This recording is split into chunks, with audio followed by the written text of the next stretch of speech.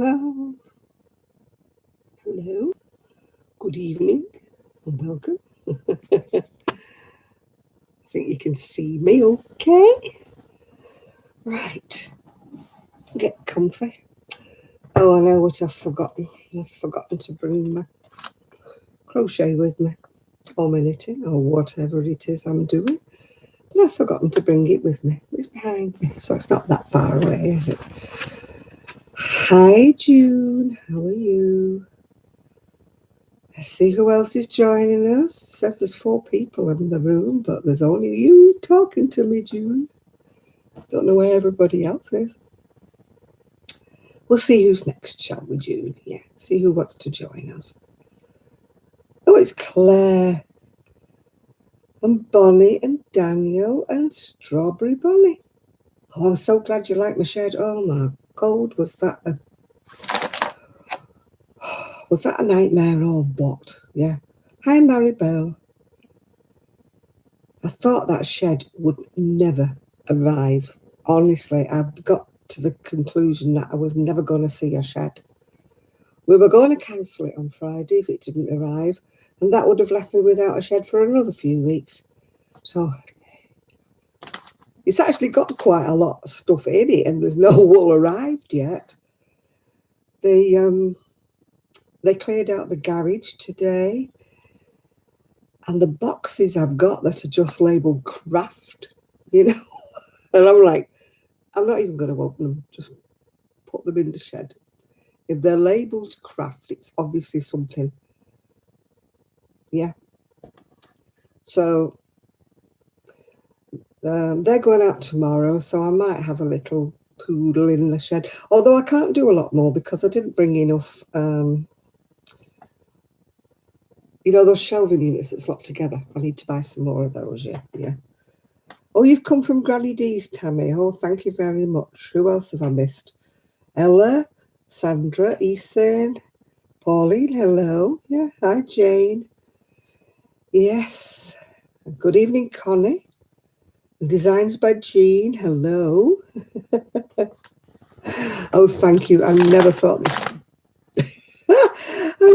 this bungalow would ever come together, but I'm getting really excited now. Monday and Tuesday, they've got things to do tomorrow. So Monday and Tuesday, they're going to get the stuff out of the storage unit. So then I can start to fill the shed, Connie, although I could really do with Sue or Kelly or anybody to come and help me. But it's not going to happen, is it? So I'm going to have to do it myself. So, yeah. Oh, Crochet at My House, you tagged me in 10 yarn questions. Right, I shall have to have a look at that. I've been out in the garden today, actually.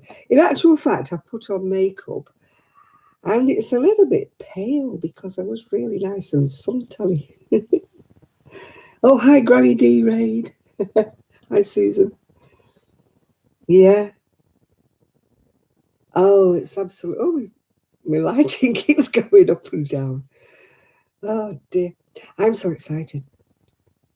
It got to about 3 o'clock on Friday, and there was no sign of the shed. My son and daughter-in-law were out, and they said, if the shed doesn't come by 4 o'clock, that's it, we're cancelling it. Well, 2 lorries pulled up, and 8 guys came walking in. I thought the army had arrived. They were like, vroom, vroom, vroom. And I went, how many are there of you? He said, the more there are of us, the quicker we'll get the shed up. And by goodness, they were right. It was like, it was, if I'd have been filming it, I was like filming it in quick motion. They were that fast. It was like, vroom, vroom, vroom, vroom. They were like a well-oiled team. And it is a nice shed, as you've seen, if you've seen my video. It is a lovely shed. It looks huge, but believe me, I'll fill it.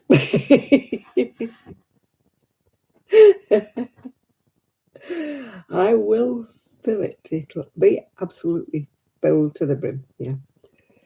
Well, I went for my COVID jab today, my second COVID jab. And I got talking to a lovely guy, lovely Scottish guy. He'd come down to work on the trawlers, him and his brother, back in 1964. And I was chatting away, and it was beautiful to talk to him. His lovely accent. I love a Scottish accent. There's something about them, isn't there? And my son, when he come back, he said, hello. He said, she's getting off with a sailor. He said, you'll be swapping phone numbers next. I said, no, nothing like that. Nothing like that. And then there was a lady behind me in a wheelchair. She was 85. And she kept saying, why Council of ruined Fleetwood? You should have been here when I was born here. It was lovely back then. I thought, yeah, you got 10 more years on me, yeah. But, oh, you're getting your second vaccine, are you, Jean? Yeah. Oh, dear. Honest to goodness, they worked really well, Jean, with that shed. They really did. I mean, all the things I've said about that company.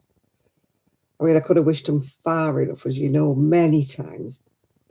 But when they actually came through with the shed, it was like a well-oiled machine. They obviously knew exactly what they were doing. It was like boom, boom, boom, boom. I was fascinated. I thought I won't video them. It might make them feel self-conscious, you know, I'm videoing them while they're doing it. So I just took one photograph and left it at that. Poppy was like that, supervising them, of course. She didn't like all those guys in her garden. No, she did not, yeah. So you're getting your second dose on Thursday. My niece gets her first one, I think, next Saturday. Yeah. It was my sister-in-law's birthday yesterday, yeah. So because she's in Devon, I just sent her some flowers, and apparently she was made up with them. She thought they were wonderful. So, I mean, she's 83, you know, so I couldn't not send her anything for her birthday. When they're 83, I mean, what do they need? What do they want? Yeah, yeah. Would you like me salt lamp? That was a belated Christmas present from my ex-husband. Yeah. Weird or what? Weird. Didn't send him anything. So I got that, and I got a load of Body Shop body washes, all in different flavours, yeah? Different whatever. Fragrances, not flavours. I don't eat them. So I've got 8 of those on the window bottom in the bathroom now. So I only bought me some biscuits, but I can't eat nuts at all. And they were almond, so I didn't eat them. I gave them my son. So they demolished them. Yeah. My son said to me today, you look as though you're losing weight. And I went, oh, wishful thinking, you know, wishful thinking. Got on the scales. Lost 4 pounds. Drop in the ocean when you're built like a tank, but £4 is £4, and I shall take that as a step in the right direction. You're always calling them flavours as well, are you? Yeah. Yeah. Oh, that's nice. A Robin Felton kit, yeah. I went to Knit Club again on Thursday. And one of the ladies there, she's really lovely. And we got chatting, and she said, where did I live? So I told her roughly, and she says, oh, I used to live down there. Only on the same avenue as I'm on, yeah? She used to live almost facing me, one of the houses facing. I thought, what a coincidence. Anyway, I'd said to her, I said, oh, I fancy going to St. Anne's one day. I said, I bet they've got some lovely charity shops there, because, you know, I'm a rooter for a bargain. You know, I love a good charity shop. And St. Anne's is a little bit, you know, up in the world. Lots of massive houses, lots of people with lots and lots of money. So I was thinking, oh, I might score something, you know, something nice. So she said to me, oh, give me your phone number. She said, I go to St. Anne's a lot. I'll come round and pick you up. She said, I can't put your scooter in my boot. I said, that's fine. I said, I can walk with a wheeler, you know, if we're only walking short distances. So I'm looking forward to that. I might be going to St. Anne's with a friend. I may have made a friend. My first one. My first one since I got here. I may have made a friend, yeah. It's very good, Jean, to get out and about and talk to people. We can only do it in stages at the moment because we're only allowed like 6 people. So she's had to do the knit club, like runs from 9 o'clock in the morning till 3 o'clock in the afternoon. But we're having to say when we're going to go because there can only be 6 people in any one period. Yeah. But we had a bit of excitement. One of the women there, she went into the kitchen to make us a coffee, yeah, or a tea, whatever. And the kettle didn't switch itself off. So she'd come back out again to answer her phone. Fire alarm starts going. Guy comes from round the corner. It's in an old hospital building we're in. Guy comes round the corner. Everybody out, everybody out. We've all got to stand across the other side of the road, yeah. Did we get any, nice burly firemen? No. No, we got one guy in a pair of like yellow waders, yeah, looking like he was bored. Anyway, this alarm was going and going and going, and we said, we know what it is. It's the kettle, the steam from the kettle set the fire alarm off. But no, they had to check the whole of the building, So we were stood out there for a good half hour, watching the pink tram go by, the one that's got little animals on the side of it. So anyway, eventually we got back in again. We did have the coffee eventually. But we did miss a good half hour of knitting or crocheting, So, but it's nice. We had a good time. Yeah, we had a good time. Yeah, so it's every Thursday is the knit club, yeah. Yeah, it was just annoying, this ding-a-ling-ling-ling-ling-ling-ling. We knew what it was, so we weren't for moving till this guy come and said, everybody's got to go out, go to your station, which was across the other side of the tram tracks. Nobody in the houses facing even came out to have a look or even twitched the curtains, Yes, look at my clock, Shad. And it's a no-tick clock. So if you can hear ticking, it's in your head, yeah? It is. It's a no-tick clock. Yeah. Arian said, I've never heard of a no-tick clock. I said, oh, yeah, yeah. I said, yeah, I'll order it from Amazon. It says on the box, no tick. We went looking the other day, actually, in the actual shops, but none of them said no tick on the box. So I said, I can't get one of them. I said, if it ticks, yeah. Yeah. Oh, I'll be doing some more crochet. And I don't know what I'll be doing, Connie, because it's going to take me 2 or 3 weeks to sort out, yeah, what I've, my shed. It's going to take me forever. Yeah. Oh, yeah, Lynn, I'm really pleased with my room now, yeah. I mean, I lived in it since December, not feeling that it was home. It was grey, it was miserable, it was dismal. I didn't have any of my furniture, I didn't have any of my things. And now I've got, my stuff. Even my little elephants just make me happy. Just bringing my little ornaments in. They just make me feel like home again. When you get your bits around you, I know it sounds daft. I've got my little, where are they? No good at wielding a camera, obviously. I've got all my elephants there and my horse. And I've got my knight. Did you see my knight? He's got the curl and the fire guard and everything like that, yeah. Yeah. He's a knight. He's not a knight in shining armour because he's black, but it's black armour. But yes, oh gosh. Yeah, I love the bedroom.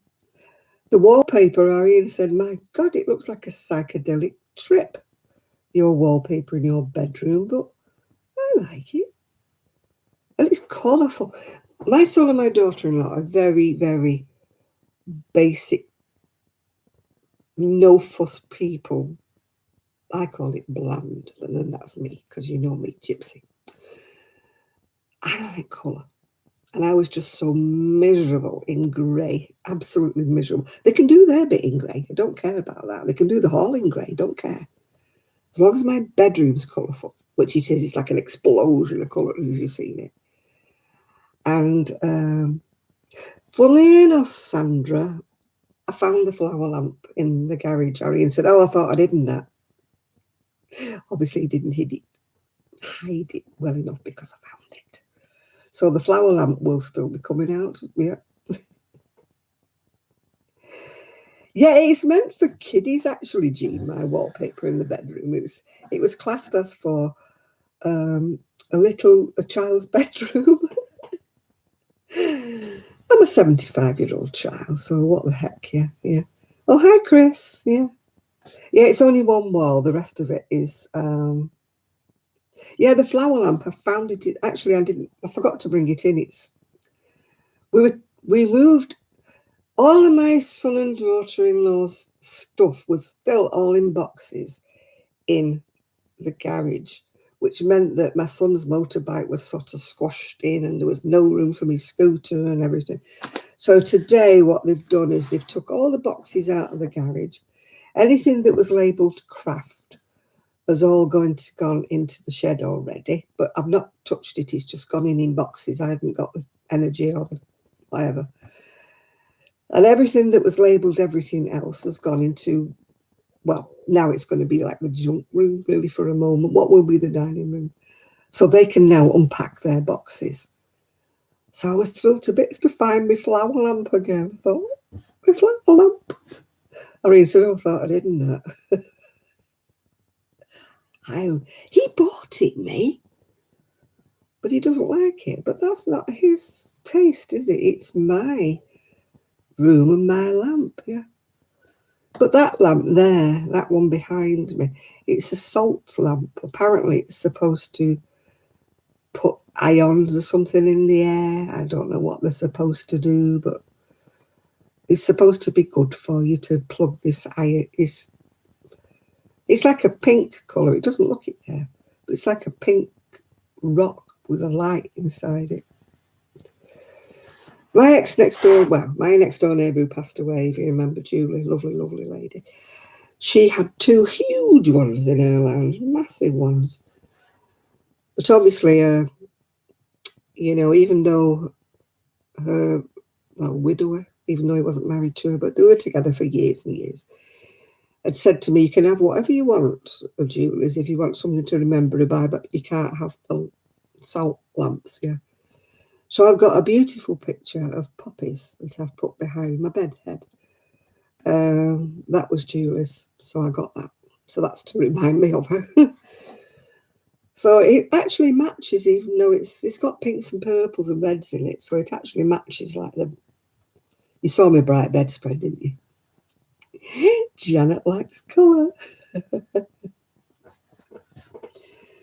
Yeah, we've had absolutely glorious weather here. Glorious. It's been beautiful. Absolutely beautiful. Yeah. I mean, before, when I'd been up and down the promenade or whatever you want to call it, the seafront, and it had been, a bit cold, a bit dreary, I thought, there's only so much promenade you can view, isn't there? Going up and down it. How boring is this? Sun comes out, lots of people. People on those electric scooters, people on roller skates, roller boots or whatever they call them. We're doing all fancy tricks. They go, I remember, I'm very good at them. Really good at them, they are. People on bicycles, people with dogs and everything like that. So, and I thought, and the kiddies were playing on the beach with their buckets and spades. And the cafes were open. So I thought, yeah, quite like this place now. Now it's springing into life, yeah.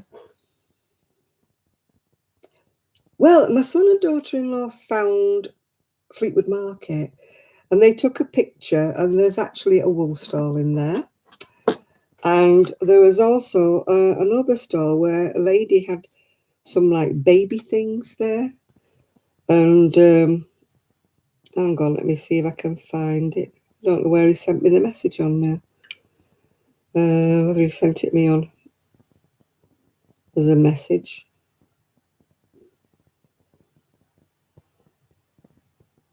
Did he do it? No, he must have WhatsApped it me. WhatsApp. Let's have a look at WhatsApp. Yeah, you can see it there, innit? There's a wool stall on Fleetwood Market. And apparently there was a stall there where they were selling knitting and crocheting and stuff like that. So I don't know whether or not they were doing anything. I might go and have a chit chat to them because I fancy going and seeing the market one day.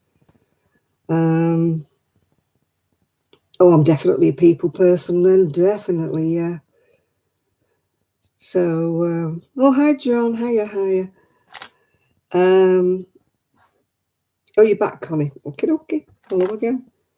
Yes, I'm really looking forward to going having a look around the market and looking around the wool stall. And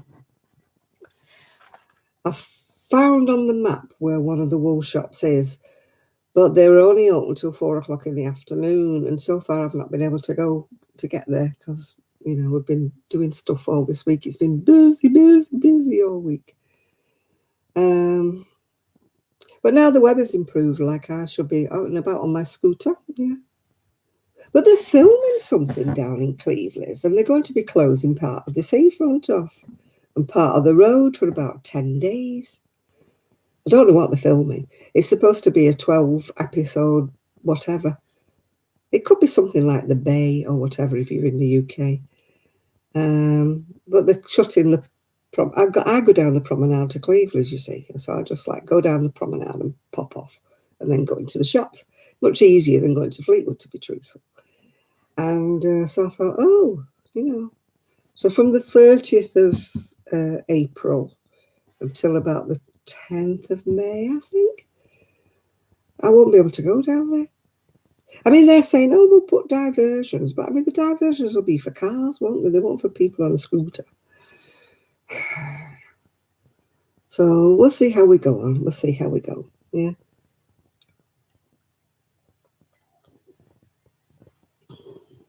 Yeah, apparently we've got the wool stall in the market, but the market's not open every day. I need to find out what days they are open. Then I've got a little wool shop in Fleetwood I haven't found yet. And there's another one where I know where it is in Cleveland, yeah. So, hi Jill, how are you? You're in and out of the room for a bit. Okie dokie. We'll see you later. Yeah. So, yeah, I think altogether now I'm beginning to settle down. It's taken me a long time, yeah. Yeah, so, but I'm getting there. Oh, thank you, Virginia, yeah. The shed's... One lady put a comment on saying, I thought your shed was going to be insulated. I said, well, it's been treated. It's specially treated on the inside with stuff that's like water repellent, everything repellent, yeah. So I don't think we feel the need to actually insulate it with anything else, yeah. We don't get snow here anyway, so, we're okie dokie. Yeah. Sounds like a roll call there, Jill. Hi, Jane, Connie, Granny D, Shad, Chris. Yeah, there's videos up of the shed, Chris, and videos up of my bungalow. Well, not my bungalow, our bungalow, yeah. Oh, the necklace review. Well, you can see it, can't you? It's chunky. I've still got to find a place to put all my necklaces. We're still working on the idea. At the moment, they're in like little drawers, and the drawers are all shunted, and oh God, they're all over the place. So I've no room to put them in my bedroom. I don't know where they're going to go, so I don't know. They may finish up in the shed. Who knows, yeah. You're going to be in work, are you, Granny D? Yeah? Oh, it's not Star Wars. It's a 12 episode. It's one of those things that'll be for the TV. A bit like The Bay or whatever. It won't be Star Wars. Somebody said it was Disney. I think it's wishful thinking that. I know they're going to be filming something, yeah. I mean, so we'll have to walk the dog and see what it is, yeah. Hi, Blind Stitches Creation. Is that you, Evie? Have you changed your name, love? Is that you, Evie? Oh, you're flat out with the garden. We can't start ours yet, John. We can't do anything. The man did come to measure up for the conservatory, but he can't come till the end of May. So, yeah, something pretty big to lock down. Yeah, they're locking it down for 10 days. But they're doing 12 episodes of whatever it is. It's definitely not Star Wars, but we can't find out who it is. It's some film company. It's not the BBC or the ITV, which are our local ones. It's some film company. Yeah. Blind Stitches Creations. Is that you, Evie, or am I getting you mixed up with somebody else? Yeah. Hi, Magali. I don't know whether I'm calling her by the wrong name or not. Thought she might have changed her, what do you call it? I call it handle because I used to be on the CB radio. Profile name. Yeah, that's what it's called, isn't it? Yeah. Ah, dear. It's been... You're lucky I'm here because I fell asleep earlier on. I thought I'd just sit down and watch, an hour of TV. Gone. Oh, I'm glad you loved that. I'm absolutely beginning to love it now. Yeah, I really didn't know whether I was going to settle. I'll be quite honest. I really didn't know I was going to settle. The weather was abysmal. The conservatory, it's like a great big glass, well, not a greenhouse, a sunroom, whatever you call them in America, I don't know. It's like a big room made of glass that goes on the back of the house, yeah. It's like a greenhouse, really, for people. I don't know what you would call it. You may call it a sunroom, I don't know. People in America, what do you call it? A sunroom or what? Well, it's a glass room added on, like an extension to the back of your house. But it's not a room as in bricks and mortar room. Whatever, yeah.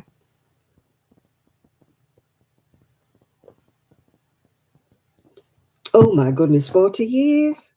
I bet that garden was a touch overgrown, yeah. Oh, somebody's sending me a message going ding. What does it say? Oh, Nathan sent a message. What do you want, Nathan? Let's have a look. Oh, Nathan. My phone's playing up, love. He sent me a link before to a show, and it was £275 or something. And believe me, it was nothing special at all. And I'm like, I can't get £45 for one of my shawls, yeah?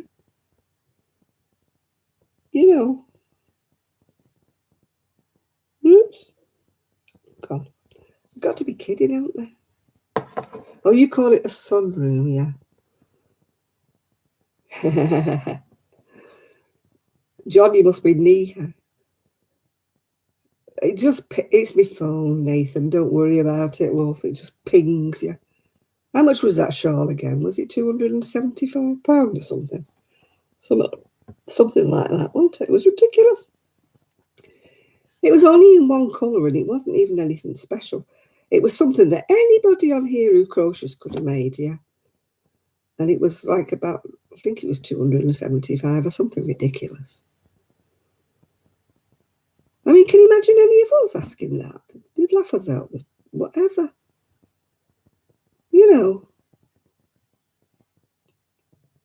It's just, I mean, it's like those Granny Square long coats that were 1,000 and something.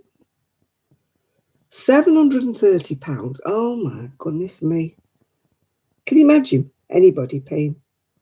You'd want it in a sort of virgin alpaca, wouldn't you, for that? Yeah. Spun golden fleece. Yeah, it must be. Yeah, off the back of something. Must be that what's it called? Jason and the Golden Fleece. Or maybe it's magical unicorns it's made from. I said that one time on a video and I said, my God, it must be made from virgin unicorns. And this woman said, oh, I didn't know you could get unicorn wool. And I'm like, you know, there's no such thing as a unicorn love, you know, where you been, yeah.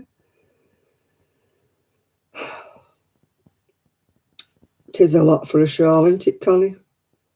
I'd be happy with £73. Never mind about 730. Yeah. Oh, Julie, yeah, she had the most wonderful conservatory. I used to call it my holiday home. Well, it's a bit like that. We are going to be getting. I keep saying I, it's not me. We, yeah. Yeah. Comes in cream or black. Oh, we have a choice, dear, for £730. Why don't you just have one of each then, Nathan? Oh. I tell you, I mean, goodness, I'd be driving around in a Rolls Royce, wouldn't I, if I could get £730 for a shawl?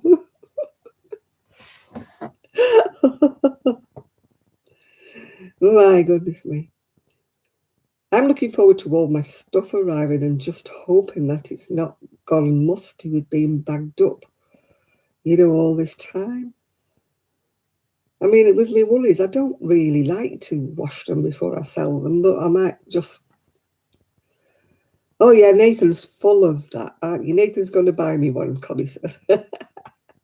Hi, Sherry. Yeah. I used to love that conservatory with, you know, Julie next door. Yeah, I used to love that. So I'm looking forward to having one. End of May, I believe. End of May they're coming because they're busy. Yeah, you make me one of each. Yeah, that's right. Must get my teeth whitened. Although I've got old teeth, I'm frightened they might crack or something or fall out or something if I haven't whitened. Yeah. Can't afford to go to the dentist and have them whitened. I mean, who can afford that? Yeah. Well, thank you, Mary. Hello. Oh dear. Yeah, I was doing my knitting when we were rudely interrupted by the fire alarm. Yeah. Yeah. Blind Stitches Creations, are you Evie or are you another name? Can you just clear that up for me? Because I've got another lady who comes on that's called Evie. And I don't know whether it's you who changed your name or it's somebody different, yeah. So can you put me out my misery, Blind Stitches, and tell me what you're called? I don't want to keep calling you Evie if that's not your name, yeah.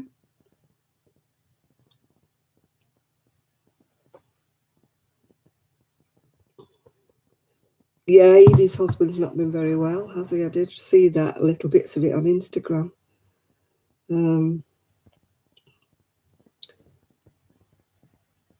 Yeah. I'm very remiss. I'm just so behind with my YouTube videos. I think I might as well just give up and start again. I haven't even watched any of Z, you know, Zelda and NRJ3. I haven't even watched any of her videos. You've got to go and fix your dinner. Okay, Tammy. I hope you're making something nice. We had stir fry today. Chicken stir fry. I think it was chicken. I might be insulting my daughter-in-law if it wasn't chicken. I don't know, yeah. Miguel, he did post some things on Facebook the other day, Miguel. So he is around and about, yeah. Oh, you're Marshall Lee. Right. All right. We've got another lady who comes to join us that's called, oh, God, not Blind Stitches. What is Evie called? Somebody tell me what Evie's called.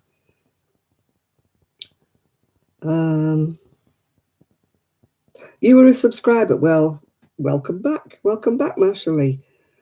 Yeah. Blind Needle, that's the other lady I was thinking about, Eva. She's visually impaired as well. She comes on, yeah. Oh, he was at Sonic getting a fruity iced tea. Well, he can't be that bad then, can he, Sandra? If he's getting his fruity iced tea. No, that shawl is nothing fancy, is it, Connie? £730 for that.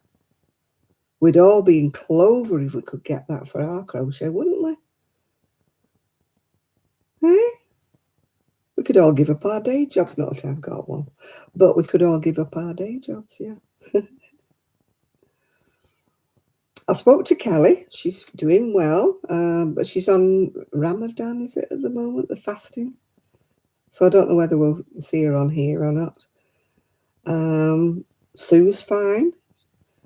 She's hoping to come and see me very soon because the lockdown finishes in Scotland at the end of the month, I think. So she'll be able to, well, first of all, she'll go and see her family, of course, yeah. And then my niece is coming to see me, but not next weekend because she's having a COVID injection. But the weekend after, she's hoping to come and see me. So, yay! I might get people. It'll be like, people, seeing people. Because, I mean, apart from tradespeople coming in and out, we've not seen anybody, really. I've not seen any of my friends. You know, it's just been... Oh, hello. I was doing a bit of buffering then. So it'll be lovely to see people, yeah. Yeah, you haven't made many lives. I haven't done anything. I did the 2 short videos, one showing the shed and one showing... Apart from that, I've not done any videos. I'm hoping to do a video when I'm doing my shed, you know, sort of like a blow by blow, you know, come and watch me do what I'm doing and unpack a bag and, you know. But the trouble is my video camera only does like 25 minutes and then it stops. It starts up again. So, you know, I'd be charging up the camera. I could do a 25-minute video. Yeah. Hi, Jeannie. Yeah. So, you know, I'll have to keep... I'm doing fine, thank you, Jeannie. I'll have to keep charging up my camera and doing my videos in bits, yeah. You know, like day 1, day 2 or something like that. I mean, it's not so bad. Oh, God. I mean, my son was saying your shed's about the same size as the storage unit, and the storage unit is rammed with bags. He said, so I don't know what you're going to do. I'm just hoping it's a fine day when they bring stuff, and then I can sort of leave things, you know, on the garden bit if it's not raining, and then put them on the shelves because they'll take less room up if they're on the shelves than they will in the big bags. You know, they're all in big black bags. You want more video? Well, I've not been able to make any videos, Eason. It's just, you know, just not felt like it. I haven't been crocheting. I haven't been doing anything. And I just felt that I'd be very, very boring saying, well, here I am, I'm not doing anything, I'm not crocheting anything, I've got nothing to show you. I've got no crochet books, I've got no crochet patterns, I've got nothing. So I just couldn't really bring myself to make a video, yeah. No, the battery, it's just, apparently, because it's a camera with a video, it was Chris that was explaining to me, Chris on here, that to go longer than the 25 minutes, it has to be classed as a video recorder and not a camera. And then they're X number of pounds more expensive. Whereas this is just a... Well, I didn't think it was inexpensive, but compared with cameras, it is an inexpensive camera. But it's a camera with a video. So that's how come I only get the 25 minutes. So it doesn't need a new battery. It's just, that's the way it's been like that since I got it, yeah. I still haven't fathomed out how to work out my little GoPro yet. I don't know whether that goes longer or what the heck that does. I keep charging it up and then I don't use it. Then it goes flat again. So I'll have to charge it up again.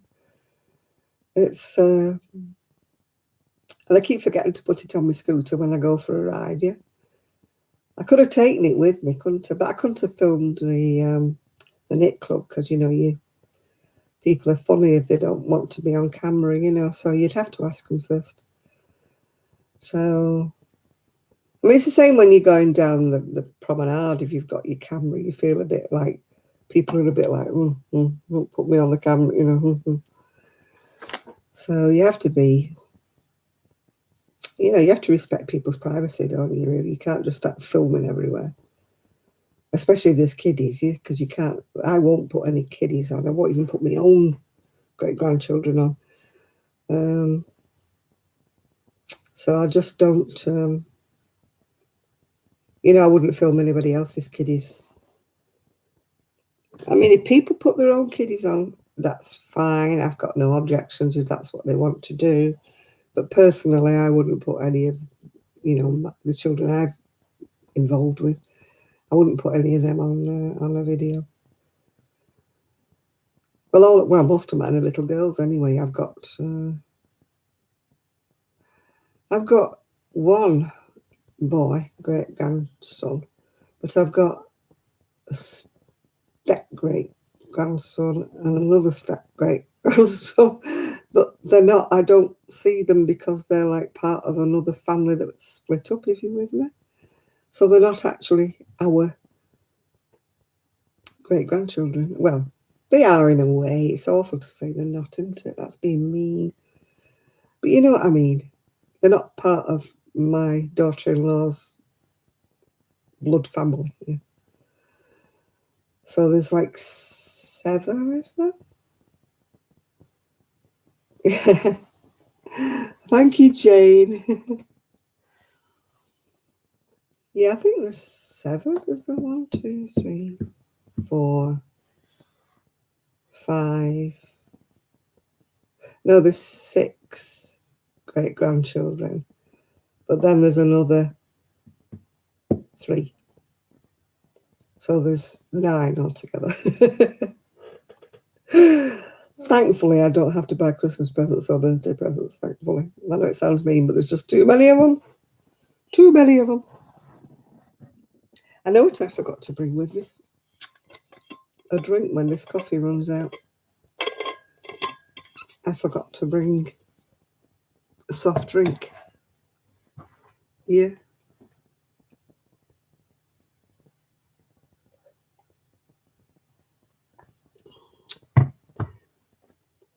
Mershali, that's an unusual name, for goodness sake, isn't it? That's posh.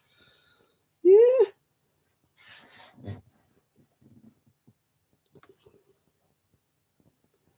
Oh, gosh, yeah. My daughter-in-law knows them. Well, I mean, they're her kids, aren't they? So, like, she knows them all, but I'm, like, adopted into the family, if you know what I'm saying.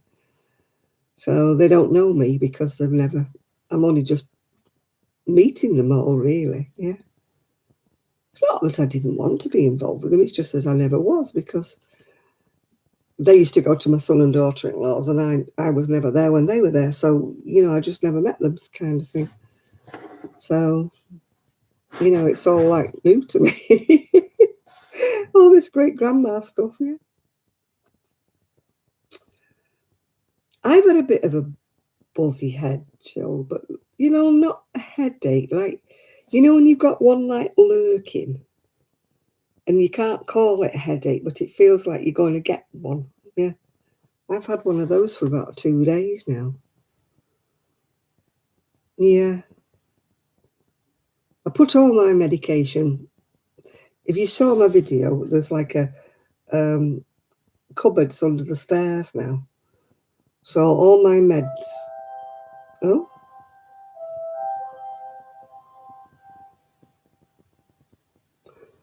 Must be the kids next door.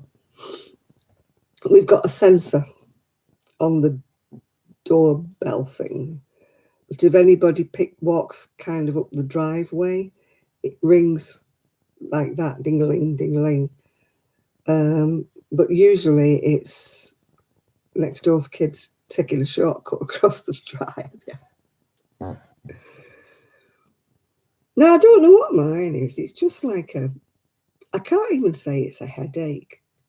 It's just like a dull, that feeling, that dull. You feel like any minute now I'm going to get a headache. Oh yeah, I've made 2 videos, only very, very short ones. They won't take you a minute. One's about 8 minutes, I think. The other one's about 2. Yeah, the shed arrived at long last. So one of them's a video of the shed, and the other one is a video of where we're up to with the bungalow so far. Yeah. Obviously, I don't show you the upstairs of the bungalow because that's not my domain. I've only been up there twice.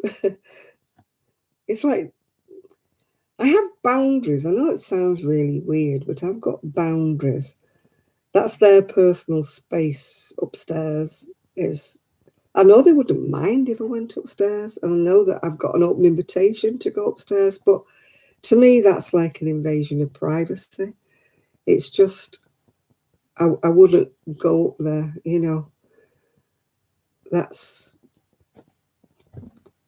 it's like if you go to people's houses, and when I used to babysit for my friends and that, and they used to say, go make yourself a coffee. We've got biscuits, we've got coffee and that. I used to feel highly embarrassed, like if they hadn't left the coffee and the mug out, opening a cupboard door to try and find a mug to put your coffee in and that, I used to think, oh God, I feel like I'm being so nosy, so invasive, looking in people's cupboards, trying to find a spoon or something. And I mean, sometimes I wouldn't even make a drink. And when they come back from wherever they were and asked, the baby been good? Yeah, the baby's been fine. Oh, you didn't make yourself a drink? And I thought, well, I didn't want to go and rummage, Oh, don't be daft, you could have, open the cupboards, it's fine. But I don't know whether you're like that. To me, I mean, if I go in anybody's house and I'm in the lounge, and even if they went out and left me, I don't move from the lounge unless I need the bathroom, yeah. But I don't, I would never go looking people's kitchens and stuff, No, it's just the way I am. I just value people's privacy. I used to have a friend, and she used to say to me, when I met somebody new, and she used to say, oh, where do they work? What do they do? And where do they live? And I said, I don't know. We were just chatting, And I said, I wouldn't dream of asking people where they work, If people tell me, that's something different, isn't it? But I would never say to somebody, oh, where do you work? What do you do? No. I've been friends with some of my neighbours for years, and I couldn't tell you where they worked or what they did. I just about know their Christian names, and that's about it. Or first names if you're not a Christian. Yeah, So, yeah, that question, where do you work? I mean, they may not work. It's so embarrassing. They might have medical problems and not be able to work. It's just invasive, I think, Chris. I think it's invasive. What do you do for a living? Well, they don't ask me anymore because obviously she's old. She doesn't work anymore. She passed it, So I don't get asked that question anymore. Where do you work? Yeah. Yeah. Yeah, women. Yeah, I don't believe in asking anybody. I hate it when people say, "Guess how old I am." Oh, because you automatically knock about 10 years off because you don't want to offend them, do you? Are they that nosy, John? No, but it's embarrassing. I mean, I never used to like saying where I worked. I didn't mind saying where I worked when I had the wool shops. Yeah, that was fine. But when I started working for the Department of Works and Pensions, and I worked in a job centre, which is one of the most hated people in the world if you're ever unemployed and you've got to go there, I used to hate saying that. I used to say I worked for the government. I used to let them think I was a member of MI5 or something, yeah. Because, you know, if anybody's ever been, yeah, if you don't, I mean, unfortunately now, Chris, I'm at the age where they don't expect me to have a job. They know I'm old. But yeah, it is embarrassing because people can have hidden disabilities and, you know, not be able to work because they could have epilepsy or something that don't look as though they've got a disability. You don't have to have a leg hanging off to be disabled, do you? For goodness sakes, you know. You know, and if you say you've not working, you don't look that poorly, you know. Oh, you're on disability benefit. Oh, you look all right to me, you know. Yeah. I mean, I used to have that when I used to be with my scooter at first, you know. People were saying, oh, you know, well, you got a scooter for? I'm sure you were walking like last week. I said, yeah, I was walking last week in a great deal of pain, but I was walking last week, yeah. But, you know, you say you're a professional bum. You should say you're a gigolo, Chris. You're a kept man.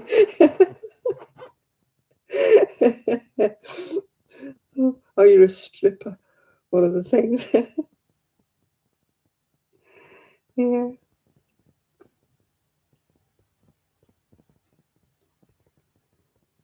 Yeah. Just telling me one of the Chippendales or your Magic Mike.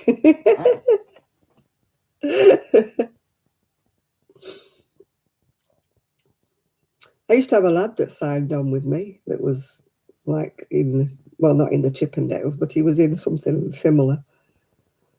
Yeah. God, he was so vain. My goodness, what a vain man he was. He was called Prince something or other. That wasn't his real name. Fancy calling himself Prince. And he'd had all his face lifted, shifted, and what? And he wasn't an old lad. He was only in about 30s. He'd had his, you know, everything, cheekbones put in and stuff. And I'm thinking, oh, for goodness sake, stop it. Yeah. I will be starting to make them again, partially. But at the moment, I haven't done anything really since I moved. I've done a few little bits and pieces, like from my friend who fosters babies, because she left me a message on Facebook the other day saying she'd got a new baby girl, newborn, fostered. And I said, well, that's funny. I said, because I've started knitting a couple of little cardigans ready for you if you got a baby. So I've got a lemon one to finish off, and I've got a green one that just needs buttons. And I started crocheting actually last night. Oh, if I can find it. I'm a sleeve missing so far with it. Oh, excuse me turning me back on you. I'm just going to get me crochet. Oh, because I've got a sleeve to do. Oh, get me ball of pink. Well, it's like peachy pink actually. But I'll show you what I'm making. It's an old pattern, you know me and my old patterns, but I found this in my thing. I'm making that one there. So I've made it. Oh, got my hook stuck. I've got the little body bit done. The sleeves fit in like that, yeah. So I've got one more sleeve to do. So that's what it looks like. I haven't crocheted in a while really since I've been here, yeah. Oh, my buster. Oh, goodness, yeah. My lovely buster. Yeah. Oh, we might. Only big might. Don't hold me to it. We might be getting a puppy. No idea what kind, but we might be getting a puppy. But it won't be till about June. because Mummy is pregnant at the moment with puppies. So until she has them, until they're old enough to leave Mummy. But we've only put our name down, so there's no saying we'll get one. So I don't want to say we're getting one when I don't know whether we are or not. But it would be nice if we do get a puppy. But don't ask me what brand. Don't know. what flavour it is or what colour it is, I don't know. But, I mean, bless her heart, Poppy, she's 13, coming up in June, I think she's 13. I mean, she's very fit for her age, but they were hoping, like, you know, that it might give her a new lease of life, you know, to get a puppy, yeah, and then she can train it, yeah. But if we get one, the rest of the family are going to train it to walk alongside my scooter. So, but it isn't going to be a huge dog this time. That's what I stipulated. I said, can we just have not one quite so huge? Because, you know, if I'm going to take it out on my scooter, I just want something tiny. Then if it gets tired, I can pick it up, you know. So,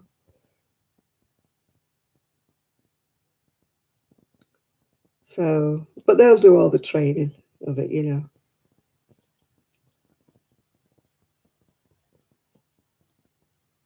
$15, $16, $17, $18, $19.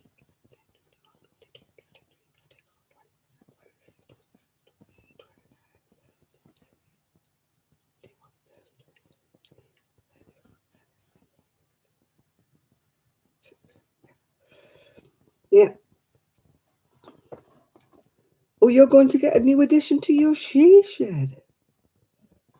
You're having an annex, are you? Having a sunroom put on it. My shed is going to look really cramped when I get into mine, Jill. It's going to look cramped up to death. Yeah, I'm hoping that they've chosen a small one. But we don't even, you know, we don't even know if we're going to get one because you have to put your name down, obviously, if it's a puppy. Oh, you're having a new member of the family. Oh, right. Is it animal or human? Are you having a human member or an animal member, Jill?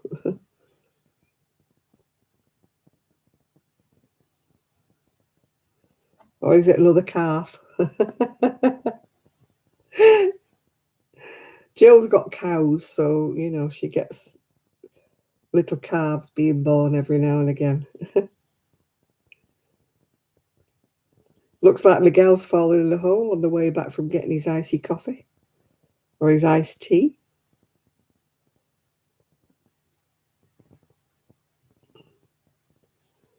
Yeah, I was watching, there's a couple of gay guys who do videos about a canal barging. They've got a canal barge called the Silver Fox. And I was watching them on, because I can get YouTube now on my telly. Yeah. So I was watching them. I find them really interesting. He's full, one of the guys, Colin, he's full of, you know, the history of places that they visit past. And they were doing one of Manchester, you know, the Manchester locks and everything. And I mean, I've lived like in that Manchester area for ages and I got no idea of where these places were, where he was, you know, where they were going, cruising. I mean, how many times have I been into Manchester town centre and never even knew where the canal was? Yeah. But I don't think Trev's boat is quite as swish as the Silver Fox is. But I really enjoy watching them, yeah. They're very informative.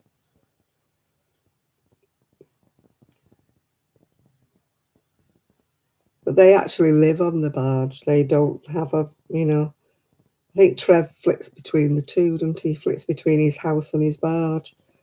But these live full time on the barge. Yeah. One of the videos, they did like a guided tour of it. And, it was very posh. I don't think I could live on one, but...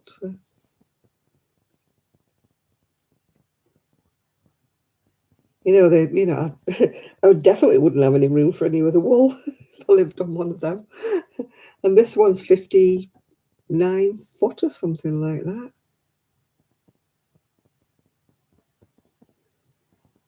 Oh, the washi tape.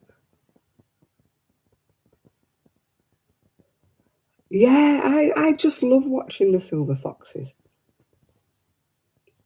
I just find like every time he goes up to a lock or a place, he knows the history and he knows what happened and he knows why it's called that.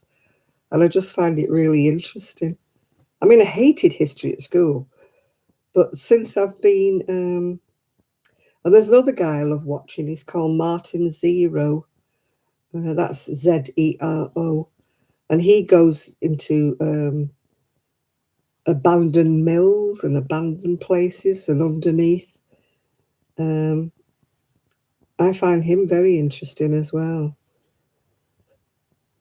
As you say, it's funny, I hated history when I was at school and now I quite like it. I don't like what we did. We did all the kings and the queens and all that sort of rubbish. I would have rather done like, the industrial history. Coming from the north and coming from a place where there were all cotton mills and everything, I'm more interested in that era, um, what happened like in my sort of grandparents, great grandparents' time. Um, yeah, I like things like that, but I'm not interested in kings and queens and the Plantagenets and stuff we did at school. That was infinitely boring. Do you think that looks a bit small for a cuff for a baby? I'm just worried it looks a bit small. Will the baby get his hand down there? Hopefully. If not, I'll undo it and do it a bit bigger. Yeah, I find things like that fascinating, people going down. A friend of mine has these channels. She goes like to these old tips and things. I don't mean like household refuse tips. I mean old tips. And she goes like finding these old bottles and old bits of china and stuff that come from way ever back. She started off doing mudlarking like by the side of the rivers and down they call it mudlarking, don't they? I used to love that TV program that used to be on called, the mudlarking by the Thames it was. And they used to find all sorts of bits and pieces. Well, she does a bit like that, but she started going to old what were tips, but years and years ago. So finding, old bottles and bits of pottery and things that she finds out what they were and what they were used for and stuff like that. Yeah, I found history absolutely boring at school. It was just like remembering Henry the somethings and Charles the First and stuff like that. Oh, did you watch Sarah and Mick and the Bottle Dunks? Yeah. Yeah.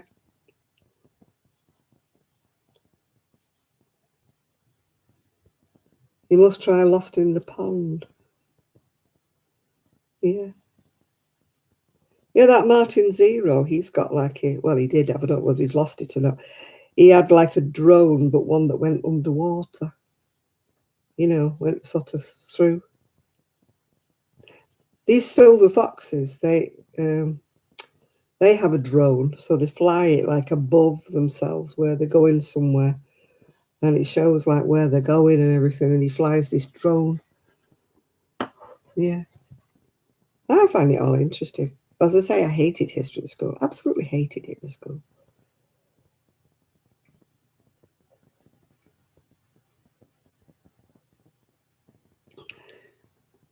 Yeah, I like watching.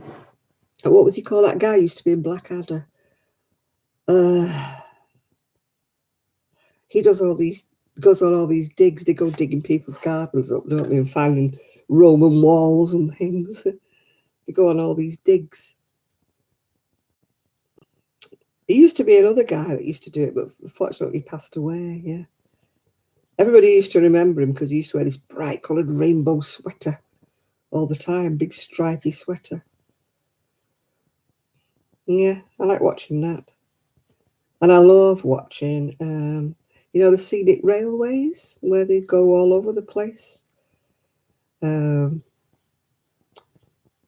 one with Michael Portillo, if you're in the UK, and he does following this book called Bradshaw's, which was way in the Victorian time. And he likes trying to follow, the Bradshaw's book, which obviously, like, it's out of date now, places are not there anymore, but some of them still are. And then I like the Continental Railway journeys. I love all sorts of stuff like that. I don't watch things like soap operas and everything that other people watch. And I do not watch quiz games. I can't stand quiz games. They drive me potty. When you get these numbskulls on that can't even answer the most basic questions, And I'm thinking, where do they get these people from? And reality shows. No. I'm a celebrity, get me out of here. You've never even heard of them, have you? Celebrities, my eye. What are they famous for? They're not real people, are they? They're just nobodies. I turned it on one time and I'm thinking, who are they? I've never heard of them. Well, it's such a body, such a body. She used to be in Love Island, and I'm like, well, that doesn't make her famous. Yeah. All about Lost in the Pond between England and the US. Oh, like you mean sea, as in pond, yeah. Yeah, Jean, who are all these people? They're not famous, are they, at all? They're not celebrities. They're just jumped up little nobodies who've just been on TV. Think they're it, Got no talent, nothing. They never worked a day in their life. And that's the trouble, is they're what young teenagers are like emulating to be like. I want to be like such a body who was on Love Island. I want to be a celebrity and get loads of money like she does. And I'm like, what happened to earning a living? What happened to getting a job? All they want to do is get the boobs fixed, don't they? And false lips, You're thinking, oh my God, stop messing with yourself. Fake boobs at 16, what the heck are the parents thinking?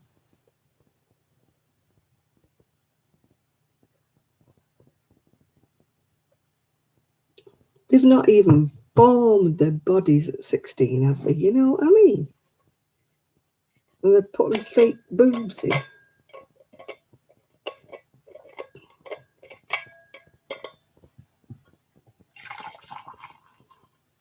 And having nose jobs done.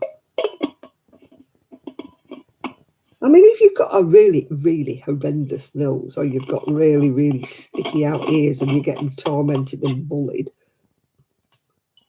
But these are just, I just don't like the shape of my nose. I just want it tipped up at the end. And I'm like, oh, for God's sake, be satisfied with what God gave you. Honestly. Can't have no time for them. Yeah. No, I shall stay as ugly as I am. I'm not having anything done. I had rhinoplasty done on my nose, but only because it was broken. And it finished up a worse shape than it was before I went in. So I didn't have a nose job done for vanity. Because if I'd have been vain, I'd have been upset because my nose was worse when I came out than it was when I went in. Yeah. Hi, Jeanette. Yeah. I can understand in a way when people have it done when their face is their fortune and they're not getting parts on the TV or something. But when you look at it, I mean, you look at films and there are no old ladies in the films anymore. You know, somebody's grandma supposedly, and she looks about 25 and old. Why don't they have any authentic old ladies, you know, that are old ladies? I mean, let's face it, a granny's supposed to look, well, perhaps not a granny, but a great granny's supposed to look like a great granny, isn't she? She's not supposed to look like she's had a face in a window.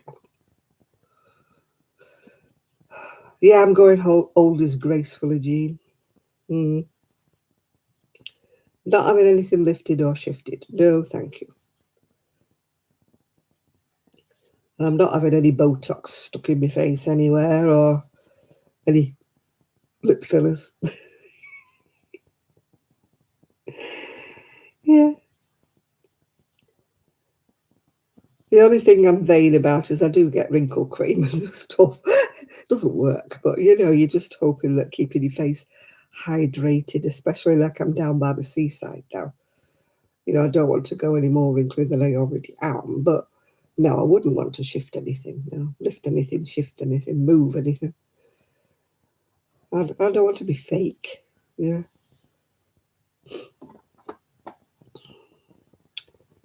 Not that I've ever had the body for it anyway, but even if I did, I wouldn't have it done. Putting yourself through, I mean, that nose job that I had done for breathing purposes, let's just say that, nothing to do with vanity. It was horrendous. Oh, hi, Miguel. How anybody puts themselves through that just because they don't like the shape of the nose, I do not know. It was horrendous. They put things up your nose to stop your nose going together again because they break your bone there. Well, they did with me. That bone had been broken, so it was deviated. So only one side of my nose was breathing air in, the other one wasn't. So they had to, you know, break it there and straighten it. And then they put these things up your nose to stop it closing over again. Oh, Lord above what? I had black eyes. I was just, terrible. Big plaster thing over my nose. Everybody's going, oh, what happened to you? What happened? Did you break your nose? And I went, yes, ages ago. They're just straightening it now. It was broke when I was 17. But they decided in their infinite wisdom not to do anything about it when I was 17. But by the time I was like 40 odd, I couldn't breathe out of it. So, you know, I didn't want my nose doing, but it was a question. I was couldn't breathe, yeah. So, yeah, sadly, I've had a few operations, but nothing for vanity's sake. They've all been necessary. Yeah, I don't want any more now. I need a new hip, but I'm putting that off really.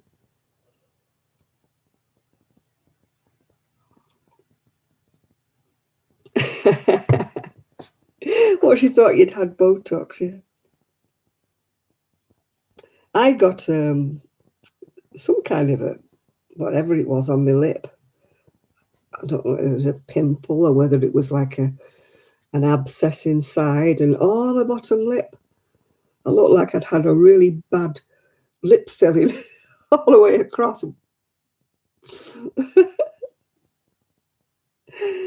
Yeah. But that was accidental. It was I had to have antibiotics to get the swelling down. It was nothing to do with Botox or fillers or anything.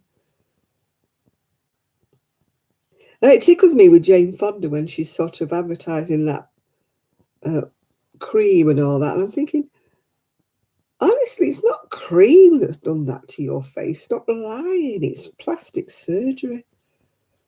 You know, a woman buying that cream is not going to look like you, Jane. You know, with all the will in the world, no amount of cream will make you look like that.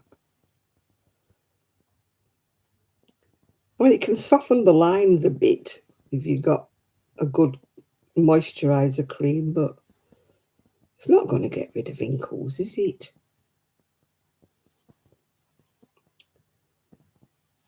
You know.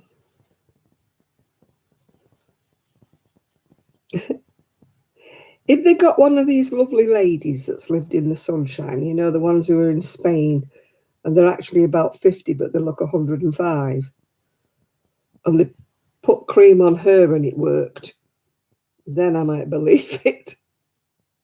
You know, these sort of peasant type ladies who've worked on the fields all of their lives, and they're really, really ingrained wrinkles. Yep, try it on them. If it works, that's fine.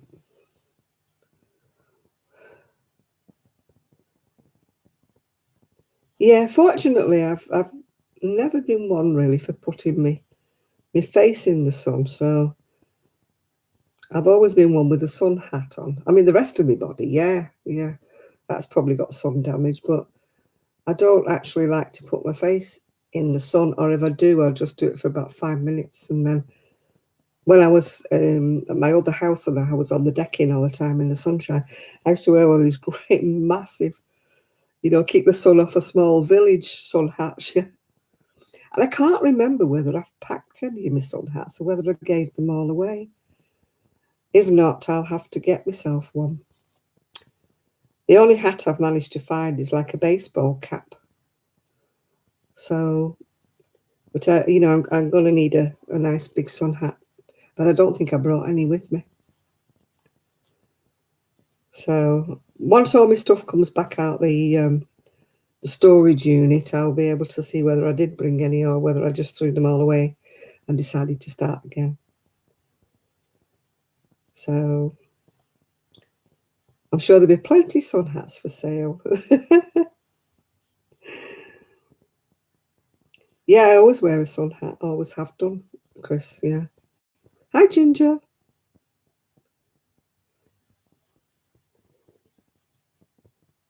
Yeah, I don't think you can beat a sun hat. My son was very, very blonde when he was little, and he used to burn like the dickens, even though I plastered him in all sorts of stuff. And he always had to wear a hat because he was so blonde. He used to, you know, get sunstroke very, very easily. So he permanently wore a hat. He still wears a hat a lot now, but he wears a baseball cap, obviously.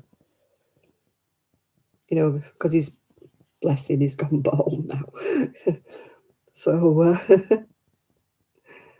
so his head gets burned. Yeah. My dad always wore a hat because he'd been bald from being about 20 something. So unfortunately, my son's got my dad's genes. His own dad's still got a good head of hair. His own dad is what? He'd be 76, 77 now, his own dad. But he's still got all his hair, yeah. But unfortunately, my son's taken after my genes, which is my father, who went bald at 24. So he's got hereditary male pattern baldness. But I'm undecided now whether to let my hair grow out and see what colour it is. I just hate the in-between bit, you know, when you're growing it out. I've got a feeling it's going to be like a dark grey. When it grows, I love the side. Look at the side, that's beautiful. It's white at the sides. But the other bit's grey. Yeah, I got the shed. Yeah, I love being a blonde, but it's just playing havoc with my hair. You know, all the bleaching and stuff. But I don't know whether I like being grey. Don't know whether I feel old enough to be grey. Is that being vain or what? Am I being vain? Saying I don't think I'm old enough to be grey. But you know what I mean.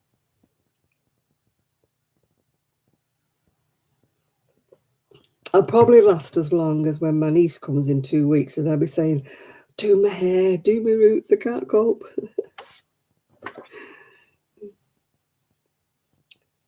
So we'll see how it goes. I don't think I can cope with grey White, yeah. Love to be white. Absolutely love to be white. But unfortunately, under there, it's dark. Miguel's very quiet. Where are you, Miguel? What are you doing? You're too quiet. You're normally chipping in by now.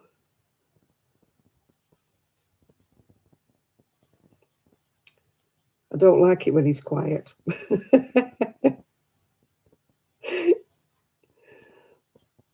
I always think, oh my God, what's wrong? He's here. He did say hello. I don't know where he's gone now.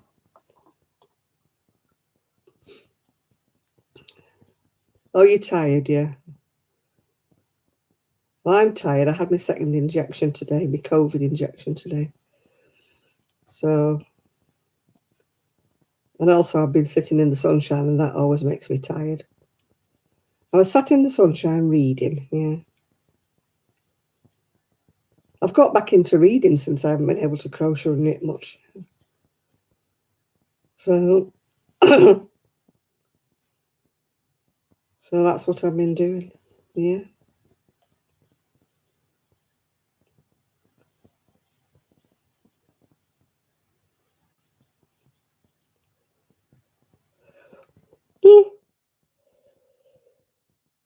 You're saying you're tired, Miguel. You just made me yawn.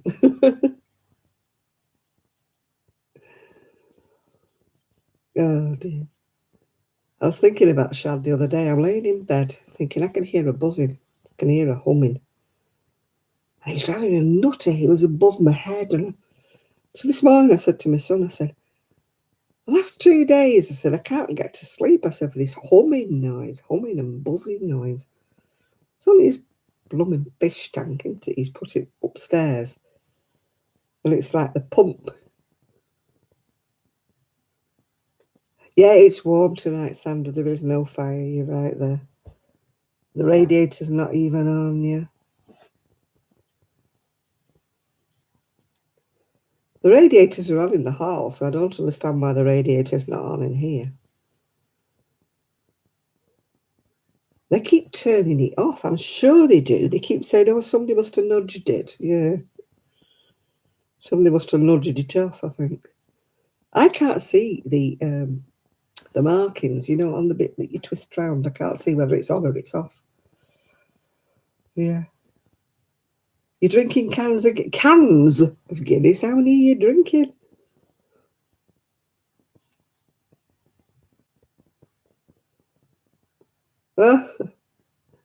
You've got the air conditioning on. No, we don't need that. I was talking to a beautiful lady in the queue for the injections. She was 85 and she had her jacket on, and her son was wheeling her in her wheelchair. And he said, are you not too warm with your coat on? And she goes, I'm 85 and I can't think there's a day where I've ever said I'm too warm. But girl after my own heart. I don't think I've ever complained about it being too warm. I'm a I'm a cold-blooded creature and I like the heat, yeah. I can only drink Guinness if it's got black currant in it. Yeah.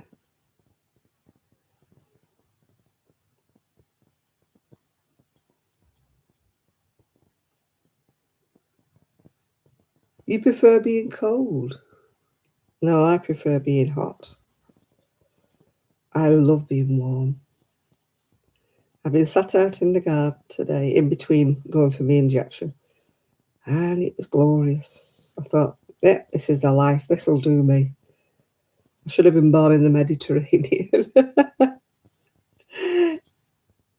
It's supposed to be going cold again next week. Mind you, I'll be busy, won't it? Because I've got my shed to do, so it'll take me a while to do my shed. I've got so much stuff, and I need to order some more shelving units. I need to order another 6 units. So, because I didn't bring the other units. You drink 40 pints? You wouldn't be standing upright if you drank 40 pints. Or should that be 4 pints, John? Yeah, it'll be really warm in the conservatory, yeah, because it's at the back and the sun's at the back. This room never gets any sun at all. I don't think he meant to say 40 pints. I think it's more like 4. Maureen will have the breakfast for you in the morning. If you drunk 40 pints, you wouldn't be around in the morning. I think that was a misprint.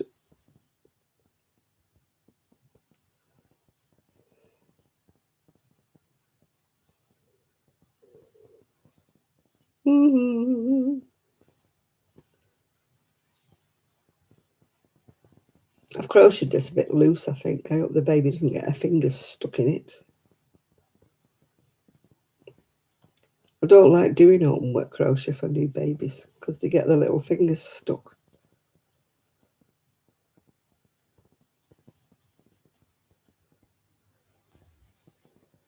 John, I don't think you mean 40 pints. Do you mean 4 pints? Maureen will have your breakfast. You take the shirt off anybody's back for a pint? Oh, come on, you don't drink that much, John. Otherwise you'd be legless. Not doing your liver any good.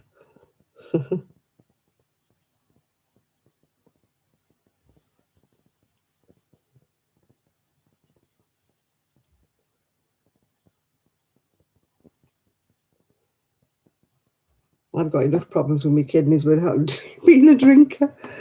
Oh dear. It's all to do with my diabetes, my kidney functions, the tablets I take. I've got a 46% kidney function. Great, isn't it? So I daren't have a drink.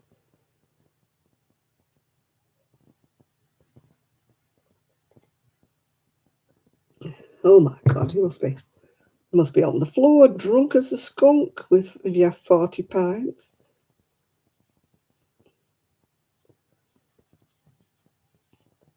I mean, my son can drink when he feels like it, but after about 5, he's had it, yeah.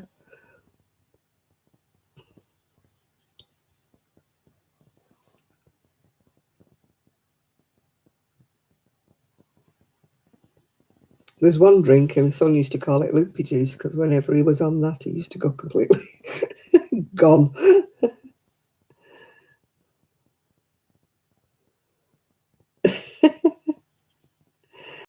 I can't drink quantities. I could never be a guy because I could never drink a pint. I'd have to drink little drinks. I couldn't physically put pints in my body. About 1 pint, maybe. You know, when I've really been thirsty, I've had a pint of, not beer, obviously. I've had a pint of some fruit juice or something. But that's been about my limit.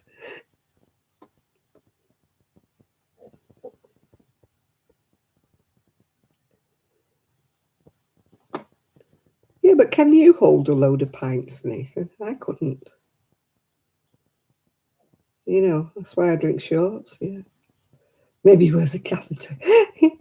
Yeah, you'd spend half your life in the toilet, John, if you drank all that. Pea City.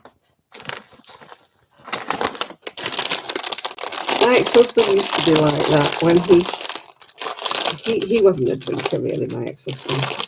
That wasn't one of his vices. But once he started having a drink, oh my God, he was in the toilet, in the toilet, in the toilet. Every time, if we went out for a pint, you know, with friends and that, he used to spend more time in the gents because he couldn't handle it.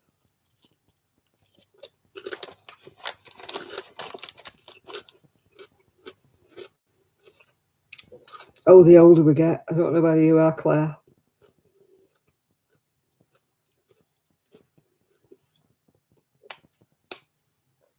I can't. I have to get up in the middle of the night. It's terrible. It's really annoying me.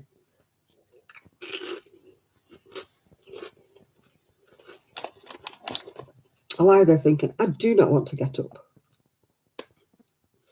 I'm going to lie here. I don't need to go to the bathroom. I just don't.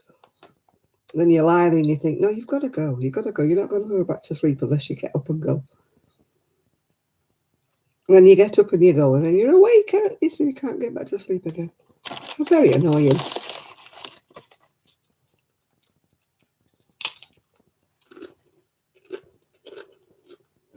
But at least I'm still at the age where I know I can get up for a wee.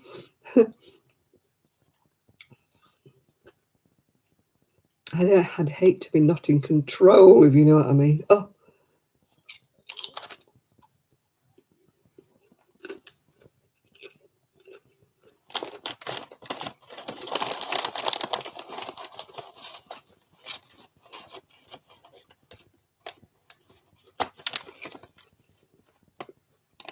I've got that joy to come, maybe. Hope not. You know, if you lose control of your faculties, oh dear, that must be definitely embarrassing.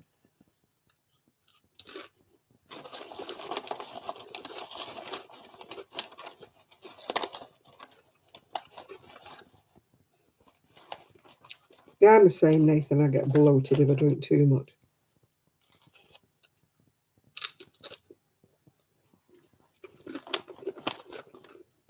I get told I'm supposed to drink about 6 glasses of water a day. I can't drink that many.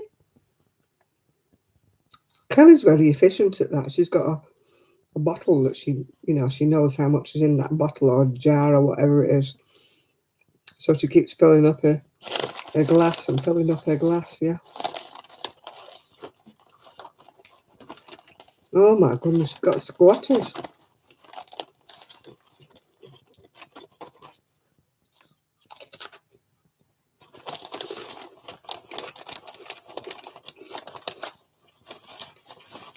No, I don't drink enough. I'm supposed to drink, like you say, about 6 glasses of water a day. I get told off. I mean, my kidney function's rubbish. And they keep telling me it would improve. But I'm thinking, oh, if I drink 6 glasses of water, I'll be up and down all night. I'll never get any sleep.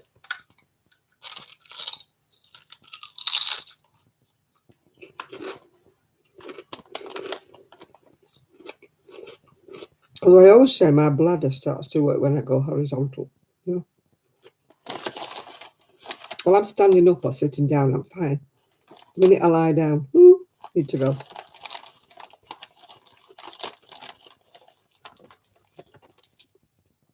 So I know if I drank 6 glasses of water, oh dear.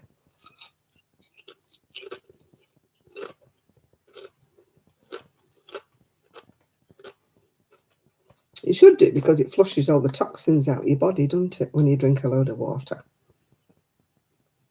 It's good for you, healthy.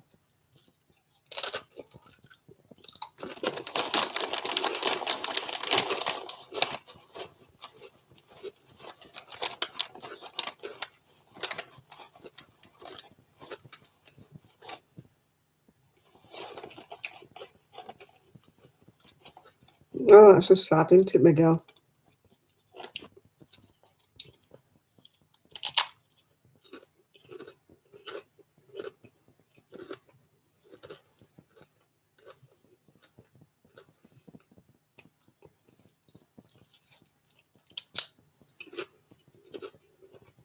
Big problem everywhere, isn't it? Drug addicts, yeah.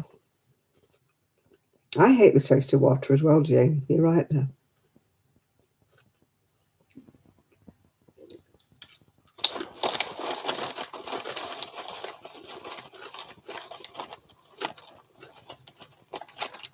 I try not to drink soda or Pepsi or anything like that, even though it's supposed to be sugar-free.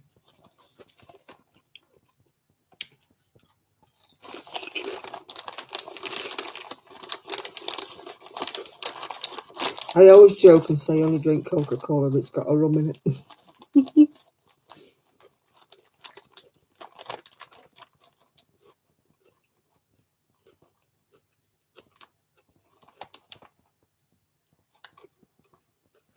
I like some flavoured water, Nathan, but not all.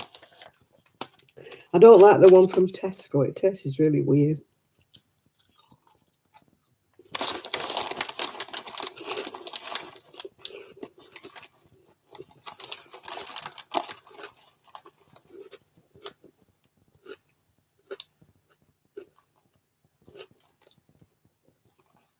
nice of them, isn't it, Miguel? I hope you didn't.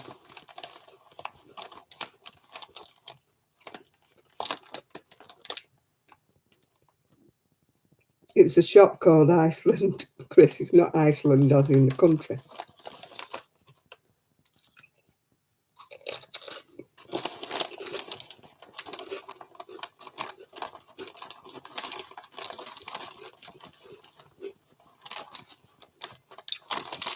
I hope we don't come round at night, Miguel. I hope you're safely locked in.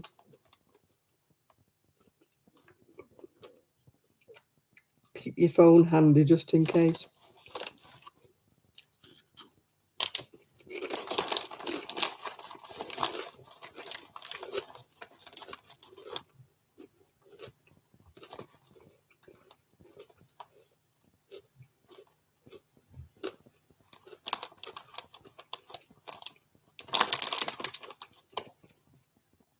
Yeah, nice scattergun. Be fine, won't it?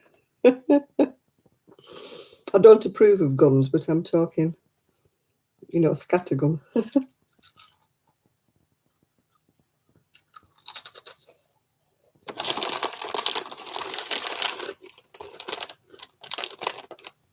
We don't know that, Jane. You just have to hope and trust. I get that spring water, that fizzy. It could be out of somebody's tap, I don't know, but I like it fizzy. I can drink fizzy water. Aerated water, whatever they call it. Sparkling. But plain water bores me.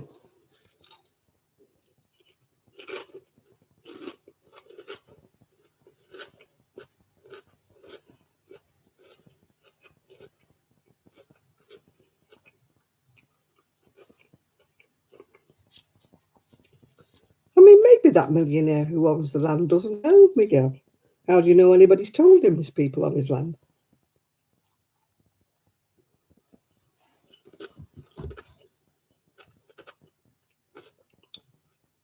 If he doesn't live locally, he may not know.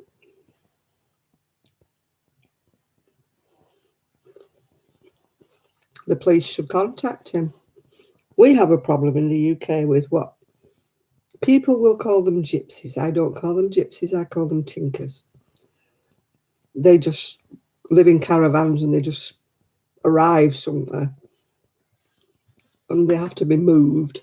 But they make such a mess when they leave behind all those rubbish and the stuff that they leave behind. It's just, they just, you wouldn't mind them if they just came, lived in a caravan, were nice and clean and tidy. They wouldn't be so bad, but they leave so much mess behind.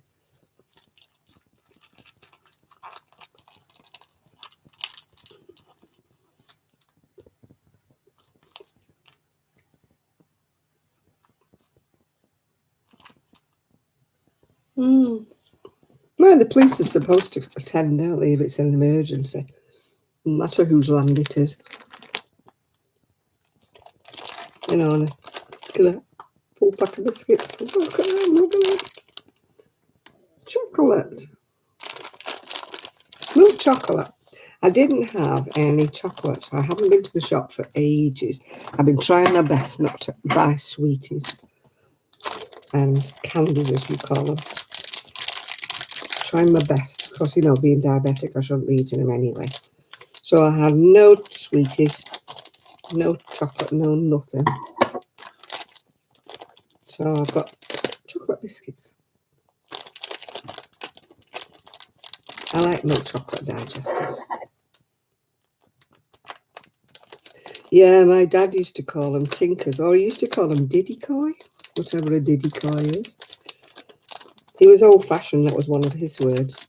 He used to say, they're not gypsies, they're diddy-coys. They've never seen a Romany in their life. Hi, Rebecca.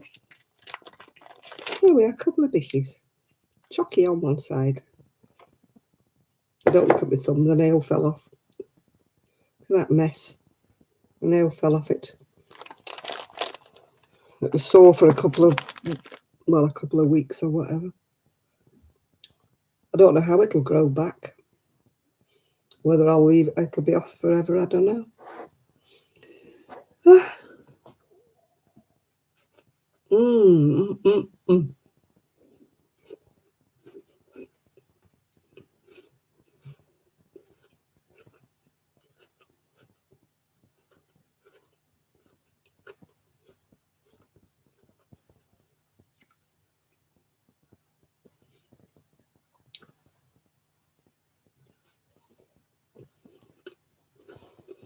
Hi, Evie.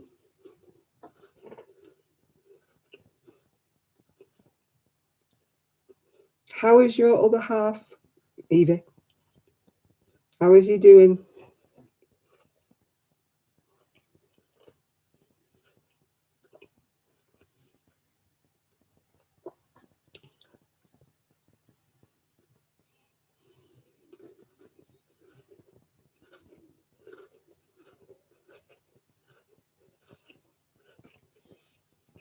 Yeah, we were just talking about Evie, not in a nasty way. We were just talking about you wondering how your hubby was.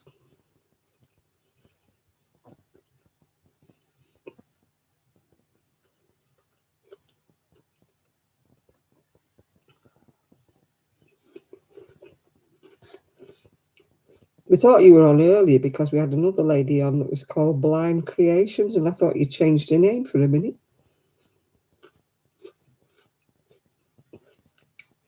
You're still getting dizzy. Have they diagnosed him yet, or is he still a mystery?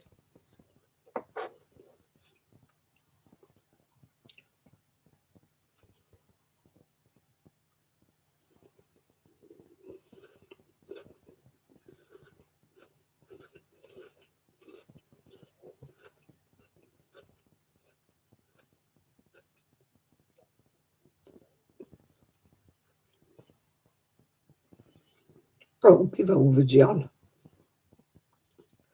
Don't be disgusting.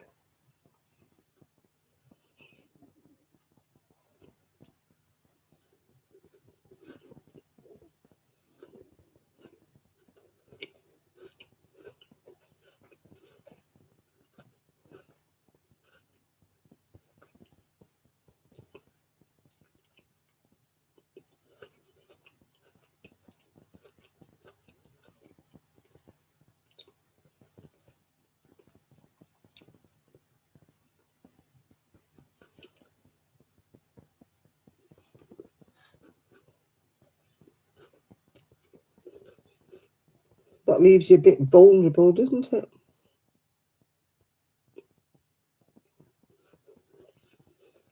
Oh, they got the results of everything, but they won't tell us till May the 3rd. Well, we'll have to wait if you're waiting to know what's going on, isn't it? They don't rush, do they?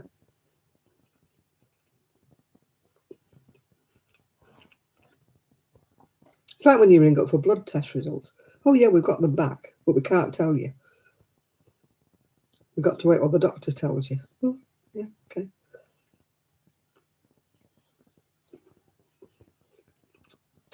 Well, that's worrying enough. They won't tell you what it is, but they just say your labs are abnormal. Then they say, go home and don't worry.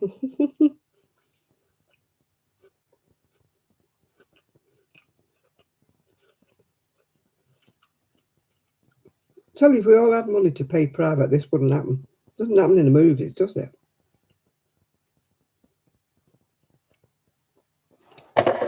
In the movies, you go to the doctors, you don't feel well. In the movies, you're in hospital, you're having all the tests, you do 5 minutes, yeah. Real life. Ha!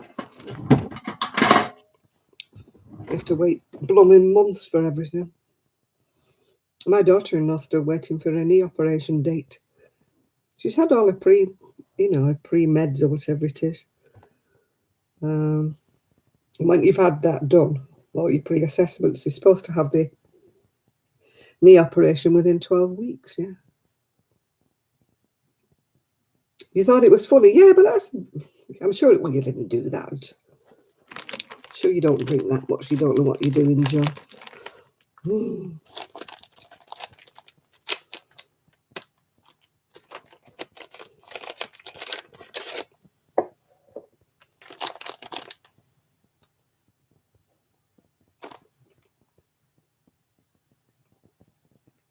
Yeah. Well, at least you've got somebody around you, haven't you? Not too far away, Miguel. You're not on your own in the middle of a field, are you?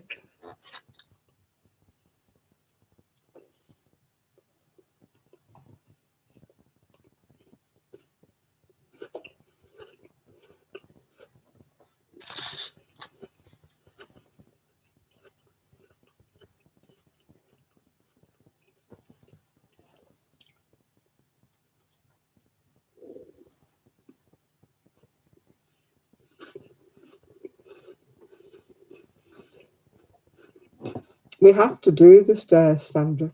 When I had my knee operation, you have to do them. It's part of your recovery so your knees don't seize up.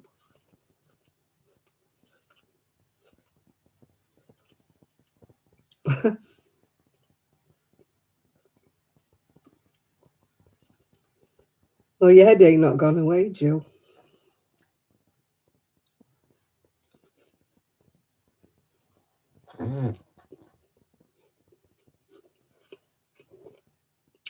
It is stressful, isn't it, Evie, not knowing when they don't tell you things.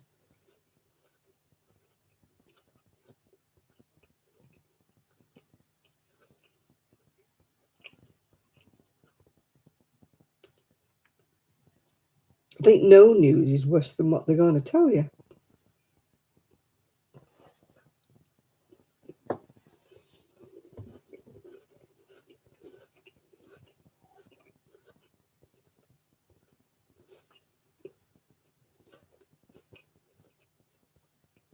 I need to find my ibuprofen or my paracetamol, one or the other.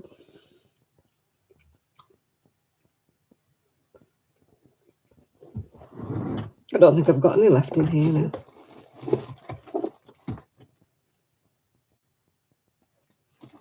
Well, yeah, you don't want people reading your mail, do you? What do they think you're going to get? A cheque or something? They're going to cash? Is that why they go rooting in your mail?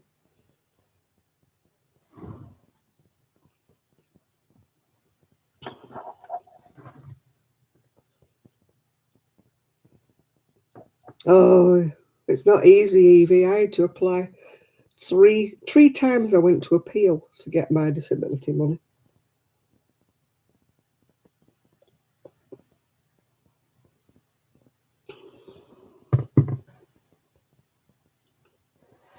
Yeah, tampering with mail is a federal offence. It's illegal over here. You're not allowed to. Yeah, exactly. Though they shouldn't be tampering with your mail.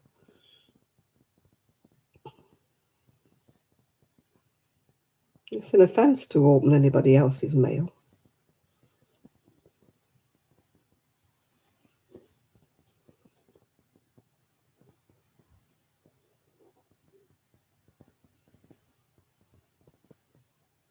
Oh, he's got a carpal tunnel. I've had one of mine done. The other one needs doing, yeah.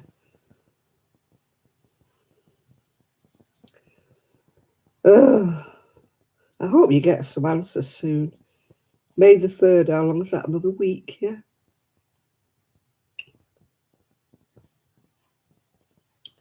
I hope you've got a strong lock on it, Miguel, your mailbox.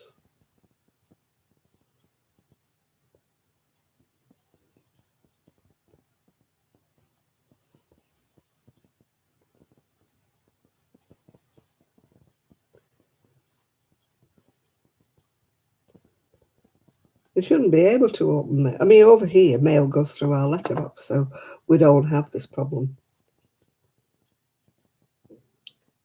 I mean, mailboxes are different in the States, aren't they?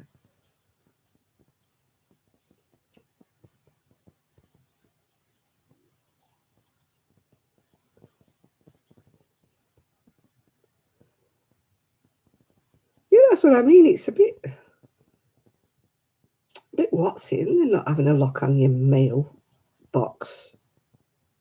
You know, any Tom, Dick and Harry can walk past, open it and have a look what you've got in here. It's a bit rum, isn't it?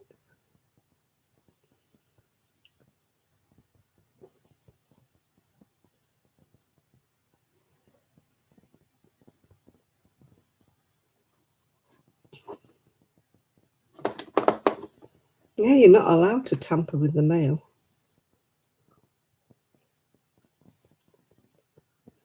Yeah, no, Evie, just have to hope that this week passes very quickly.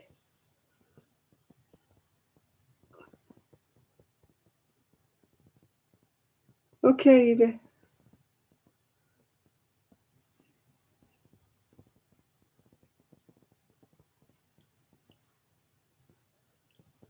No, it's a bit... Your mail situation's a bit weird over there. I always thought you were more forward thinking than we are. And yet we get our mail delivered to the front door. We don't have to go and fix it.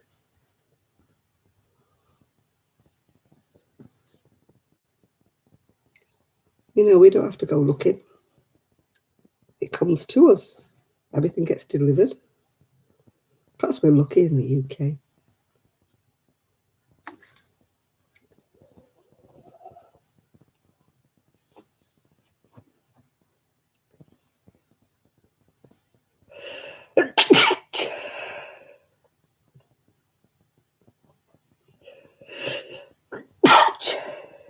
There used to be a problem when I was in the job centre of people getting the gyro, you know, the checks stolen. But now everything's done electronically into a bank account, so people can't just go roll along and steal the checks anymore. Yeah.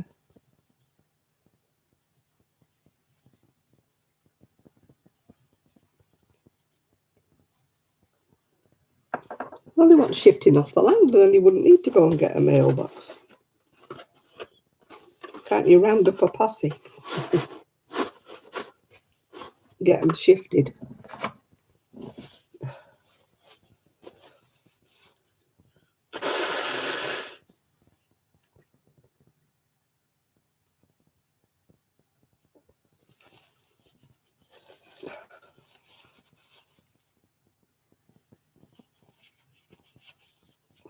Well, you can check with the bank whether they posted the bank statement off to you. I can look online to see whether, you know, what I've got in the bank.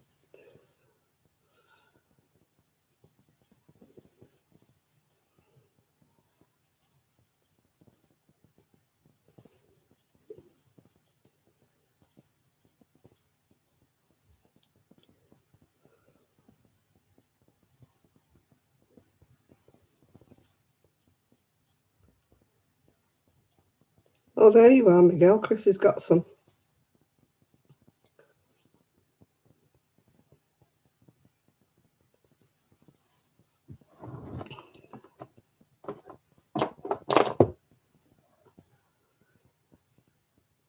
Yeah, I mean, my postman was okay, Pauline, because he knew me. But when you get a postman that isn't regular and they don't know you, they won't give you your mail now. Well, that's what people used to do. They used to stand at the end of a driveway and say, "Oh, yeah, is that for me?" when they knew that somebody's gyro check was coming. Yeah.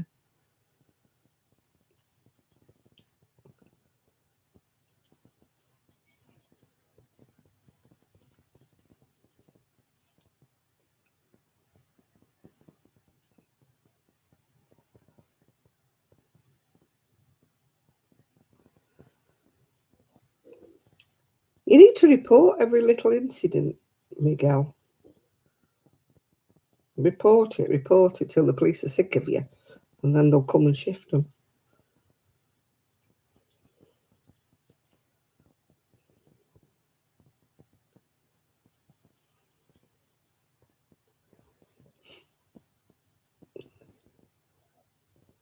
You should carry a very old phone with you, Miguel, one that doesn't work.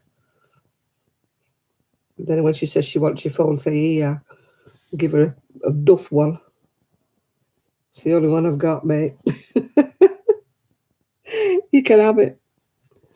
Just give her one that's not connected, one that doesn't work.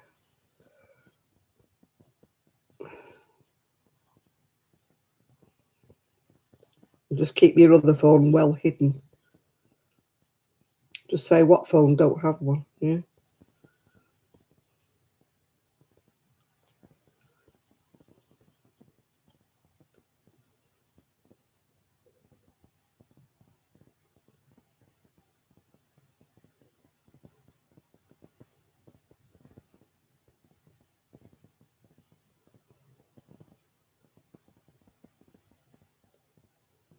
Yeah, that's a good idea, Sandra. Do they charge you for that service, or is it free, Sandra?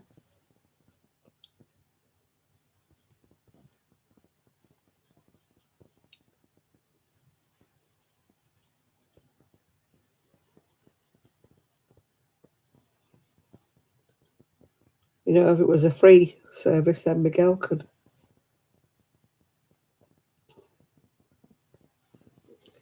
You need to be careful, Miguel, though. You know, when you stir people up, you're on your own out there. You've only got the two little dogs and the chickens, haven't you? You know, you don't want them coming doing damage to your land.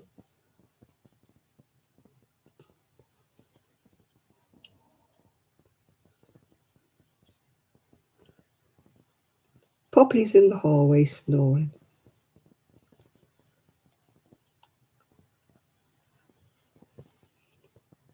Sometimes I think there's somebody in the house. She snores that loud, yeah.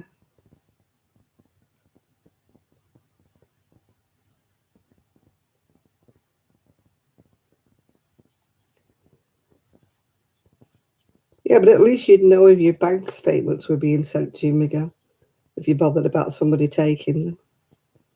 But I wouldn't antagonise people so much. Yeah, I mean, you've took it now, but, you know, just don't antagonise her, just keep out of her way. You know what they're like when they're on drugs, they can get dangerous.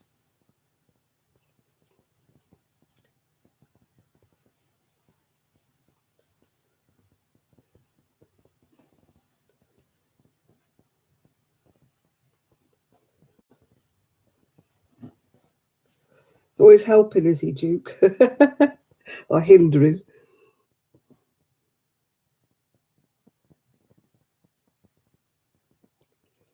11, 12. 1, 2, 3, 4, 5, 6, 7, 8, 9, 10, 11. One more row before I do the decrease.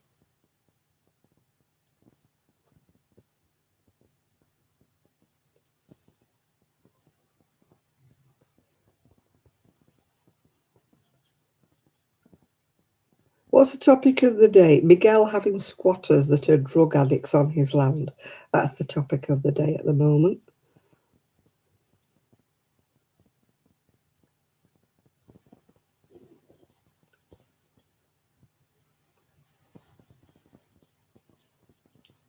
Yeah, if you irritate them too much, they get vindictive, start breaking your windows and doing all sorts of stuff.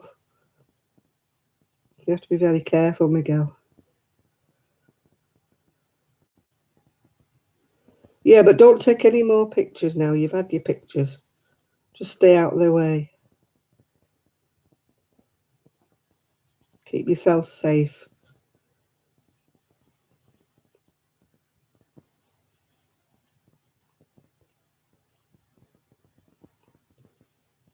Yeah, just ignore them. Just stay out of the way. Just let somebody else deal with it.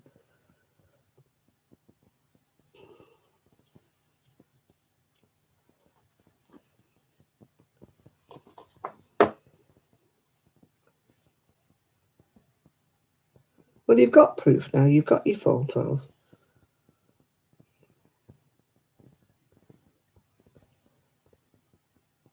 With a bit of luck, he'd blow himself up, Lydia.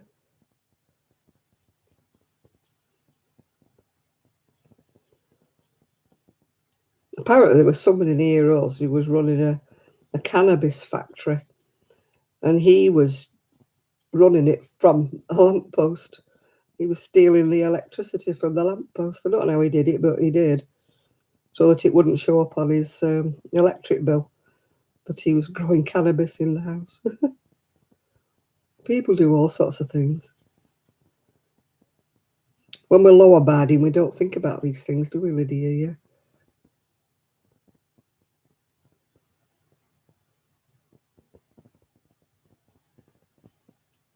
Yeah. But now you've done that, Miguel, just stay out of their way because you don't know how vindictive they can be. You don't want a vigilante group coming looking for you.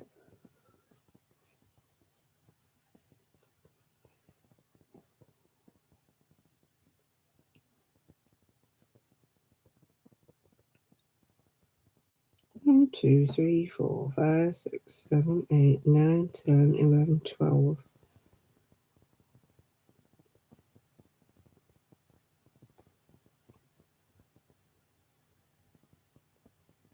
Oh,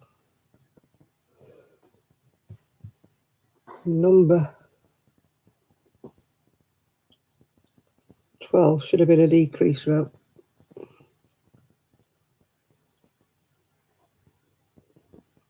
Yeah, but I'm just saying, Miguel, is don't antagonise them. Just stay out of their way. If they think you're telling tales on them or they think you're taking photos of them, they'll come and they can be very vindictive. Just keep yourself to yourself. If anything happens, then report it to the police, but don't go out your way to antagonise them, is what I'm saying.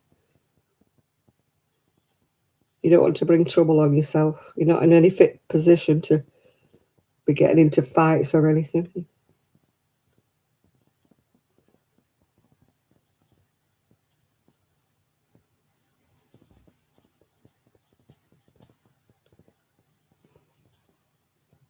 Yeah, it is better just avoid them as much as you can. And just ignore them as much as you can. If they do anything illegal, then ring the police. Yeah, but don't go antagonising them, Miguel. Don't go telling them these things. You don't want to get beaten up, do you? You don't want to get your caravan set on fire, your trailer set on fire. So just leave be.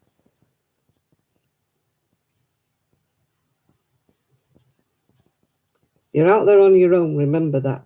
You've got no backup.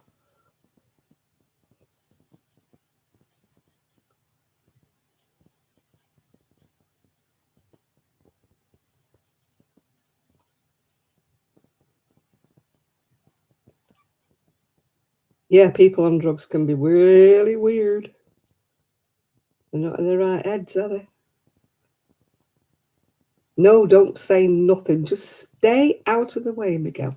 I know they're upsetting you and I know they're annoying you. Stay out of the way.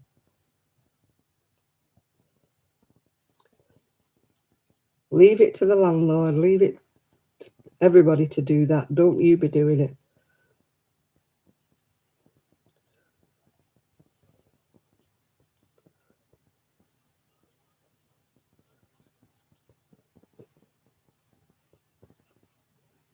Yeah, they will. They'll do anything. They'll kill you. Anything just to get money for their next fix. You don't know, Miguel. They might have a gun. They might have a knife. They might have anything. So don't be antagonising them. Exactly. And stay out of the way. Don't want them coming down to your land and to your trailer because they will. If they think you've been doing something, they will.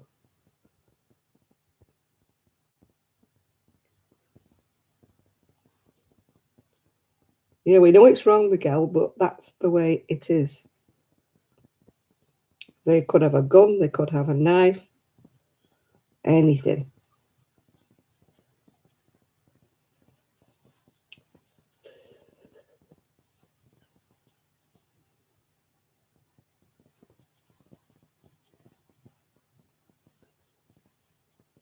It's not up to you to run them off the land. It's not your problem.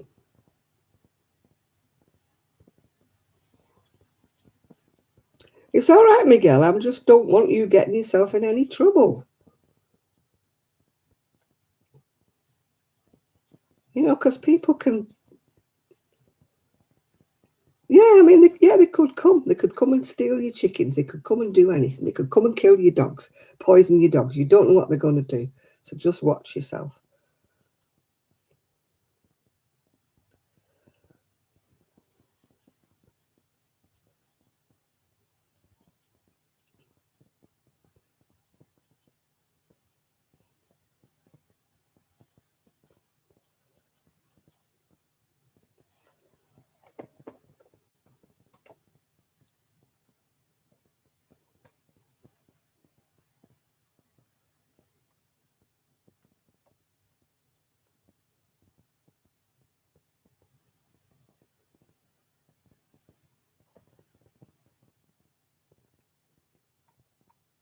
Right, okay, Jill, I hope your head feels better soon.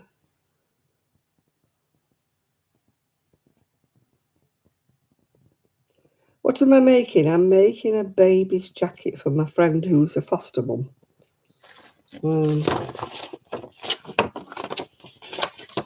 That's what I'm making, that little jacket there. But I'm not putting a ribbon on it, I'll just put a button on it. Because babies eat ribbons. I'm not all over putting a ribbon on anything for a baby.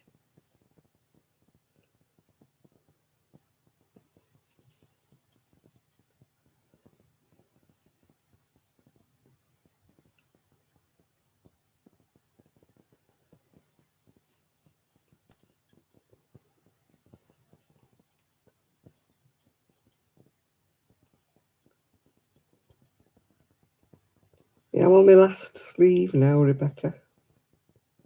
On my last little sleeve. I don't know whether that was too small. It said to do in every treble, but not into the spaces. And I think that cuff's looking a bit tiny. I'm just a bit worried about the baby getting their hands stuck. You know, it just looks a bit small, that edge, you know. But when it told me to change stitches, it didn't tell me to put one in the hole. It just told me to put one in every treble. But I'm a bit worried that it's too small.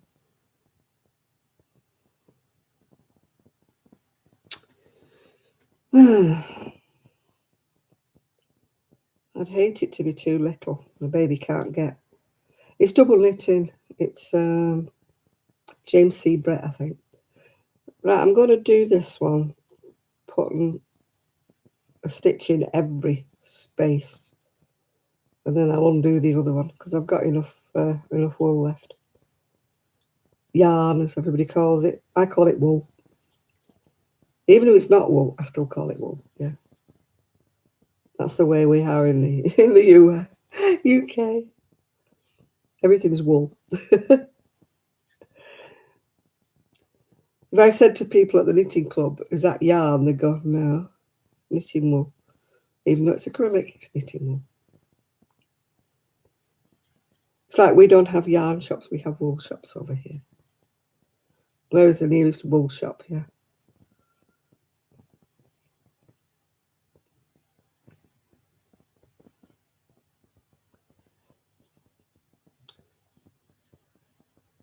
Are you going now, Amelia? Or are you just correcting your spelling? Oh, I see, it's drive-bys. You're not saying goodbye. All right, okay. I'm with you, Amelia.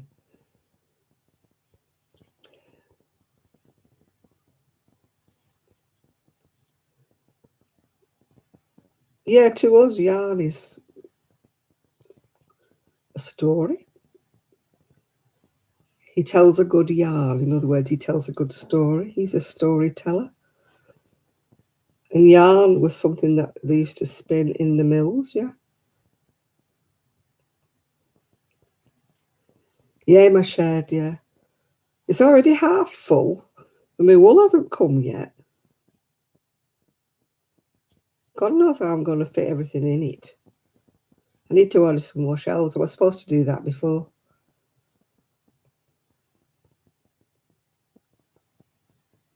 Right, I think that might be better for a cuff. Or do you think that's too wide? Yeah, thread is what you sew with. Yarn is what... I don't know what yarn is. We don't really use yarn. It's only since... I mean, when I say yarn over here, my son says, "Oh, you've been talking to the Americans again." It's not yarn, it's wool.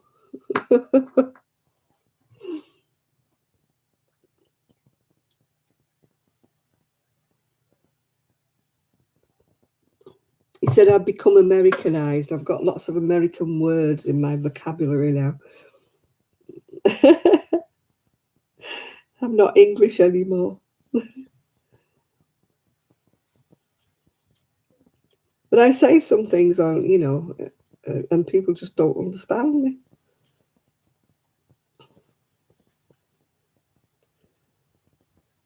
I mean, we'll actually say acrylic wool or something like that. Are you knitting with acrylic wool? They wouldn't say you're knitting with acrylic yarn. Over here, we just don't use that word. Everything has always been called wool, Myra, no matter what it was made out of. The UK calls everything wool. You know, it's your little wool shop. You go to your local wool shop. You don't go to your yarn shop. You go to your wool shop. I had terrible trouble learning how to say yarn on my videos instead of saying wool, because we just don't use that term over here.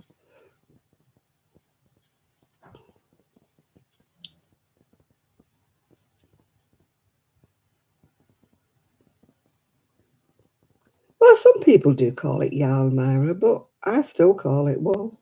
Always have done. When they say, what did you have before? I say, I used to have a wool shop. Did you sell wool? Well, very hardly ever, because nobody really wanted wool.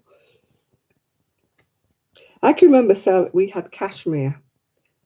I had to give it away. Nobody wanted cashmere. And now, ooh, cashmere, cashmere. I couldn't sell it. I could not sell it. I gave it away practically at less than half price, less than what I'd paid for it, because I could not sell cashmere. And now everybody's into cashmere and God knows what, merino and that.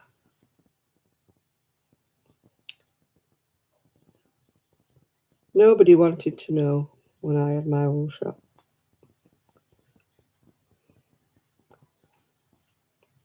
I mean, when we first opened our first wool shop, everything was hand wash only. Nothing was machine washable, nothing at all. And but now, you know, you couldn't sell anything if it wasn't machine washable. Poppy's having a big drink. I can hear her in the kitchen. What she normally does then is she gets wet through, absolutely soaking wet through. And then she comes and puts her head on my knee. Yeah. Yeah, no, I still call it wool. Still call it wool, even though it's probably never seen a sheep. It goes against the grain, we call it yarn. Don't forget, I mean, how old I am, Myra, and I've used that word wool all of my life, virtually, yeah. Oh, here she is, my little girl. Hello, sweetie pie. You don't come and wipe your mouth on me just because you had a big drink. No, people did not want cashmere. They didn't want it, couldn't sell it. Couldn't sell it. Gave it all away. It's like circular needles. All my circular needles went down the dump. They went down the rubbish dump because I couldn't sell them, couldn't give them away. Nobody wanted them. And now everybody knits on circular needles, but nobody did when I had my wool shop. Couldn't give circular needles away. We had them all in different lengths, all in different sizes. I had a massive, massive big box that went down the tip because nobody wanted them. They didn't want to buy them. I even tried to give them to a wool shop and she didn't want them. She said, oh no, we never get asked for them.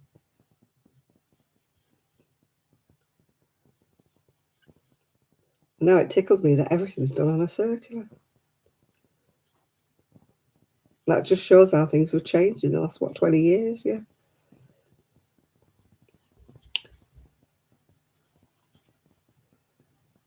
No, there was no top-down sweater patterns. Everything was done in pieces and sewn together.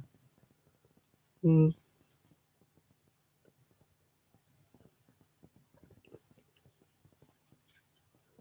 No, as I say, cashmere was nobody wanted it. But that's like 20 years ago when people just weren't, couldn't give it away. Couldn't. I eventually sold a lot of it at less than what I'd paid for it. So that's what happened when I sold my wool shop. The stuff that got thrown away was just untrue. Patterns by the ton got thrown into the paper recycling.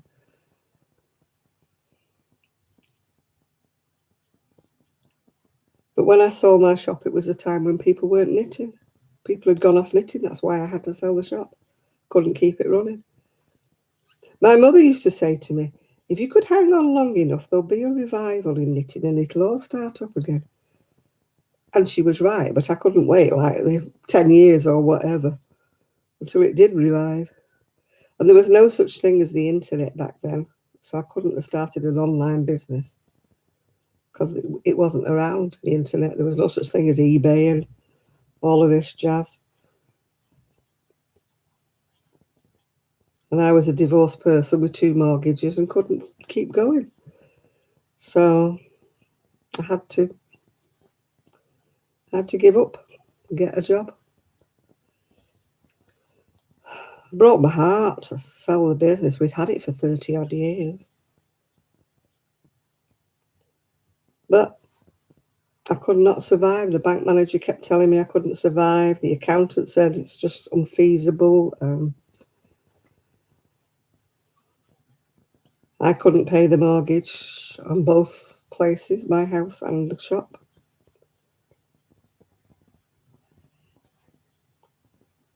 So it had to go. Yeah, I broke my heart when that happened. I cried for months after I had to sell my last shop. Thought it was the end of the world. I felt like I'd let my parents down and everything, but it was just the climate. Because people had just stopped knitting about 20 years ago. Nobody knitted. It was the beginnings of, what year did I close the shop? Oh gosh, it would be in the 90s. Sometime in the 90s. But people had just stopped knitting. It only revived again, didn't it, in the 2000s, really, when everybody suddenly started knitting again. I mean, like all this thing about knitting socks, only old ladies knitted socks when I had my wool shop. It wasn't fashionable to knit socks anymore. A mail order, there was no such thing as the internet then, Jane. I know it sounds daft, but there was no place like, there was no online shopping. I wouldn't have known where to start. I didn't even have a computer. And there was no eBay back then. If you think about it, how long eBay's been going, it's not been going 20 years. It's all fairly recent, all this online business. So, yeah, my customers were physical customers. They came over the doorstep. Yeah, things would have been different if I could have hung on, but if I'd still been married, say, for example, and had my husband's wages coming in, you know, I could have probably kept it going, but I was on my own by that time. I had to buy him out the house, so I had a mortgage to pay for the house and a mortgage to pay for the shop, and so it just wasn't able to do it. I wasn't able to pay wages, so I had to let all the staff go. It was very sad, very, very sad at the time. I think that looks a bit better. I've done that one wider. So I'm going to put the other one back. Yeah, there'd have been mail order, Jane. I probably could have carried on, but no good bothering now, is it? It's like 20 years ago now. I don't know why I'm bothering about it. But it does still upset me. The amount of money I lost through having to throw stuff away.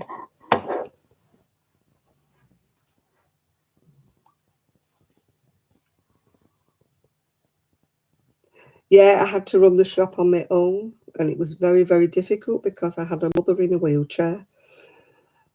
I had a father that was in a nursing home dying with cancer. All of this was going on at the same time as me going through a divorce, yeah. So, yeah, it was just one of them things, Miguel. I just could not keep it going. Very, very sad, but it was just the way of the world, isn't it? If you have no money, you have no money, have you?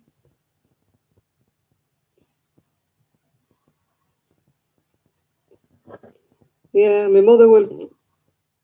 There was only me in the shop. So every time my mum wanted to go and see my dad in the nursing home, I had to close the shop to take her. And then when I used to take her, she used to say, well, aren't you going to come in and see your dad for half an hour? People don't come back. They come along and they see your shop is closed and they do not come back. Yeah. You lose a sale. You lose whatever sales you've got through being shut. Yeah. So what few sales I had went down and down and down because people were deserting me.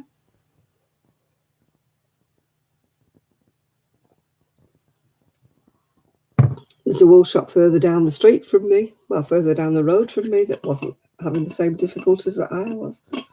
So when I was closed, they used to go down the street and shop with her. So she got my customers. I mean, as loyal as you can be to anybody, if you keep going to a shop and it's shut. And every time I tried to explain that to my mum, well, your dad's still and I can't get there and all this jazz. She wouldn't let anybody else take her. My, cousins have offered to take her to see my dad. My uncles had offered to take her. Oh, I don't like the way they drive. I only trust you. Yeah, okay, Mum. Oh, fine. I'll do it. And then she'd phone me up and say, could you get me a loaf of bread? Can you get me some boiled ham for me dinner?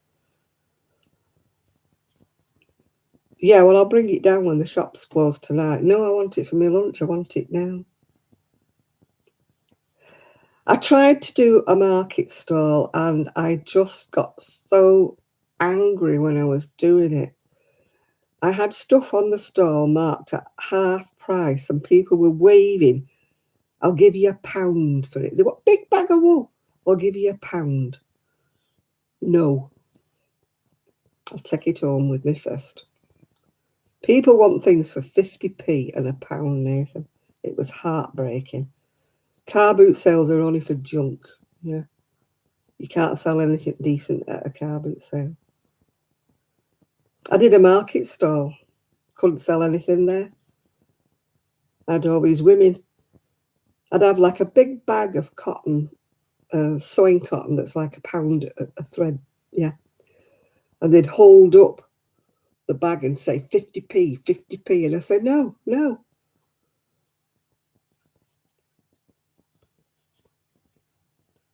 You're not having it for 50p. You weren't even making your stall fee because people were just wanting things for nothing. And I just took it all home again. I said, no, you're not having it. Took it all home.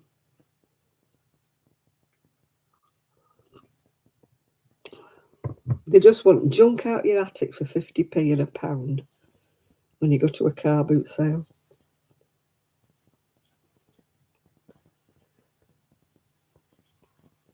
It's like I don't know what I'm going to do with all my stuff. I'm going to try having a big sale on Etsy, but Etsy are bugging me because they take so much money off you. Take a cut out of everything. But I need to get rid of it, and I'm not donating it all.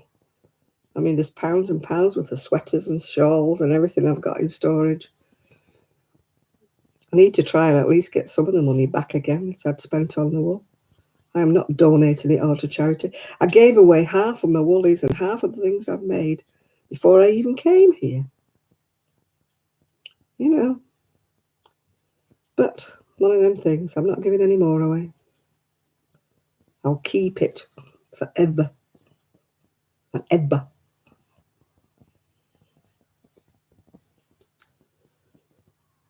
Yeah, people are spoiled. They just want bargains. They just want everything.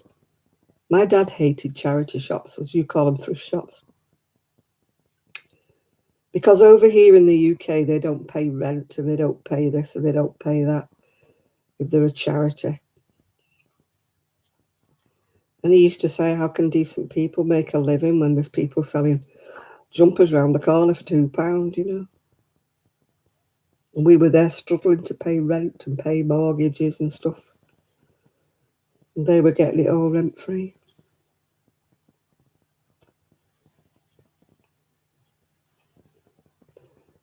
Yeah.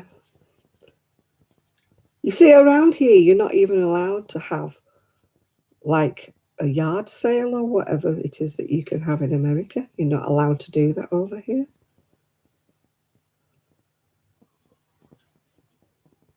Live auctions and sales. Maybe I should start doing that. There's a lady who does these vivid coloured waistcoats and everything. I can't remember what she's called now. But she does these live video sale, you know.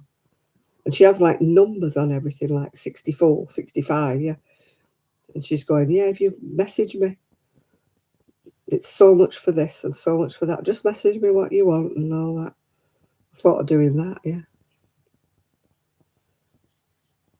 But then you'll get all these thumbs down because, you know, you're not supposed to do that. Thumbs down, thumbs down.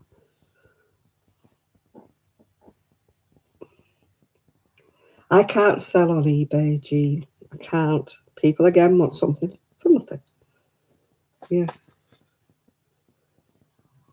I sold dresses when I was moving, dresses that I'd paid £25 for, £50. I sold them all for £4 each with the postage because that's all that I got offered for them. So I went right off eBay. Yeah. No, we can't have a yard sale here. We can't have a garage sale. Can't have anything. It's got to be a proper market sale. Oh, thumbs down still count as views, yeah. I've still got my favourite that gives me, there's 2 thumbs down on every video I've ever made. I don't know whether it's the same 2 people.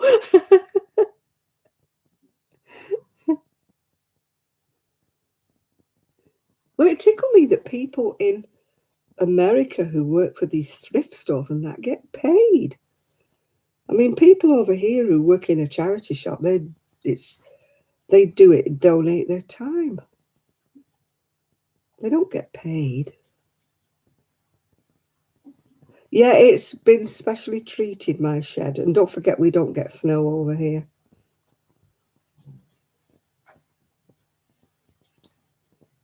Yeah, nobody in a charity shop except the manager gets paid over here. It's all done out of the goodness of the heart, yeah.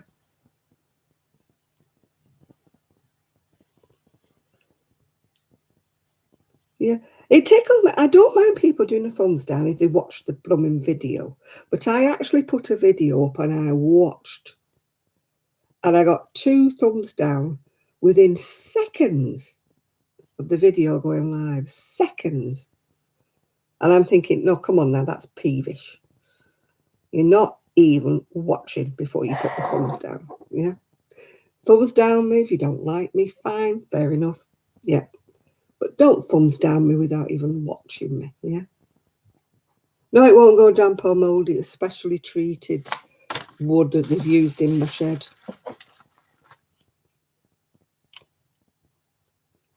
£9.25 an hour. Good God, people don't get £9.25 an hour over here when they're working skilled work.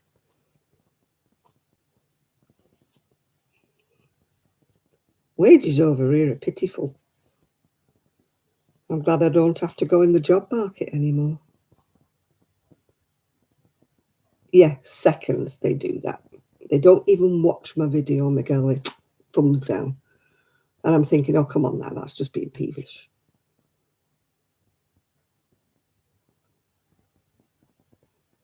They think they're bothering me, they're not, because I don't care less. No, it's not a YouTube thing. It's somebody sits there. Oh, she got a video. Thumbs down.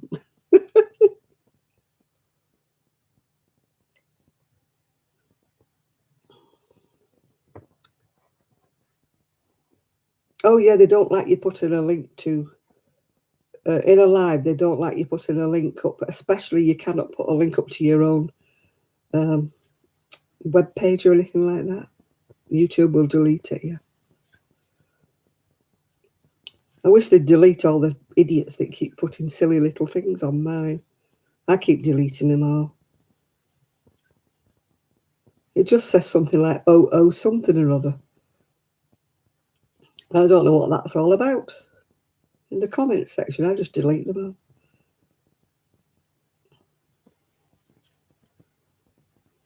Oh yeah, they don't want anybody getting advertising when you're on YouTube. You put any links in, you find they've gone.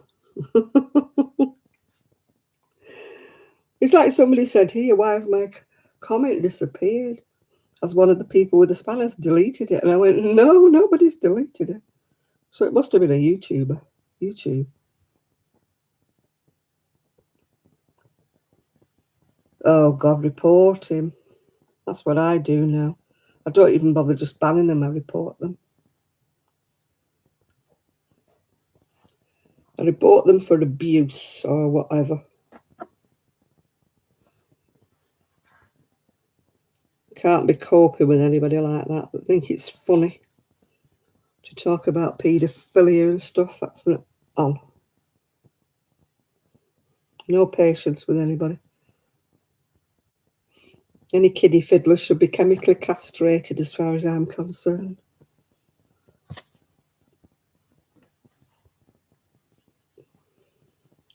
They should not be allowed to have the equipment anymore.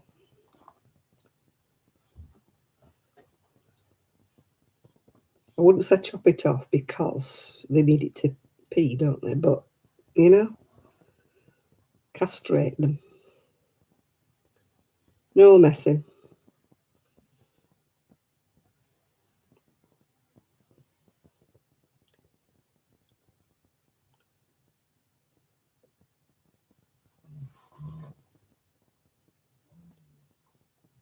Can you hear Poppy grumping? She's right on grump. She's laying in the doorway. I don't think you can see her. She's like half in and half out the door. No, you can't see her. Can you? No, you can't. The chair's in the way. No, I can't get an angle on her. No, see how the door's open? She's laying half in the doorway and half in the room.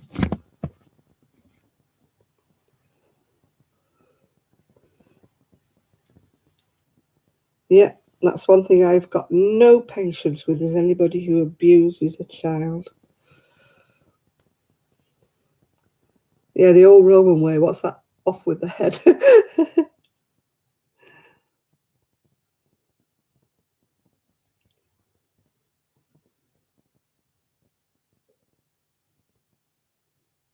I just don't understand. Why? I don't. I'm not wired up that way. I don't understand why they find it. I just don't understand. I'm old-fashioned.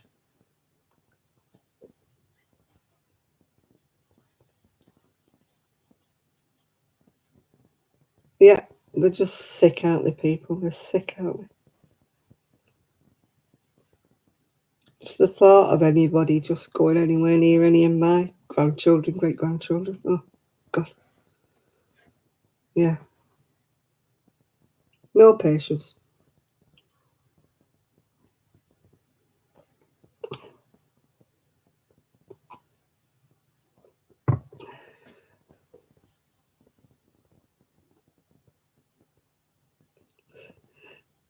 It's so funny when you keep saying crappy season, because over here crap means something completely different.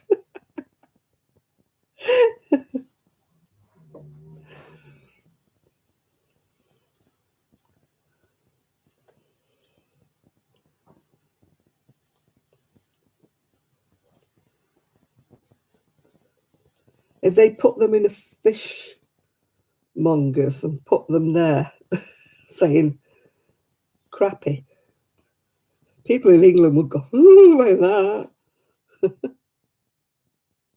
No, they shouldn't. If they're paedophiles, they should be.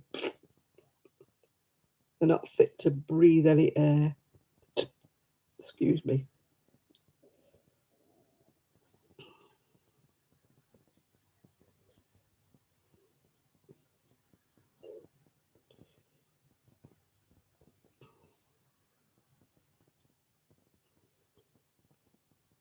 Yeah, if any man that I ever knew turned out to be a paedophile, I'd be doing time for them. They wouldn't be living.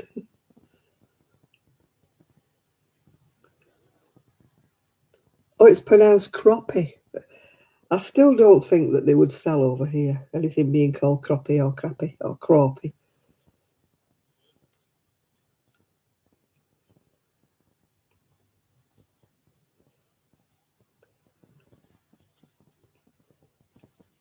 It's too much like another word, isn't it? You know?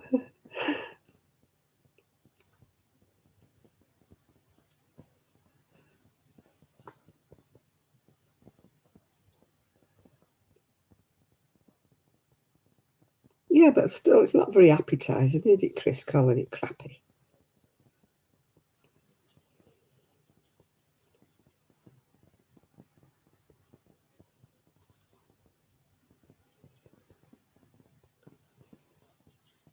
I'm doing a Miguel now. My shoulder's hurting now.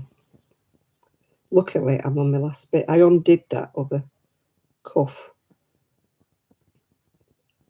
because it wasn't big enough.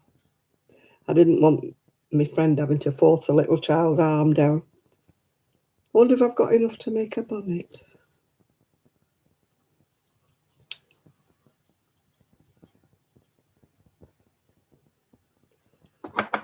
I've got a ball left, but I don't know whether it's big enough to make a bonnet. I can always try, couldn't I? I always unravel it if there's not enough. Do I have catfish? No. We have a catfish in the tank, in the fish tank.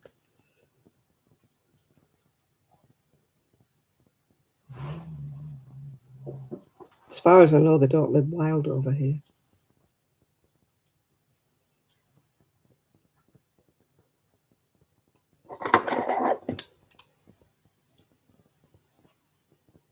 And we definitely don't have any fish called crappies or crawpies. No, catfish, crawfish and stuff like that. I don't think we have them over here. We have lobsters. Right, I've done a bigger cuff now on both sleeves now. But I'm not sewing it up until...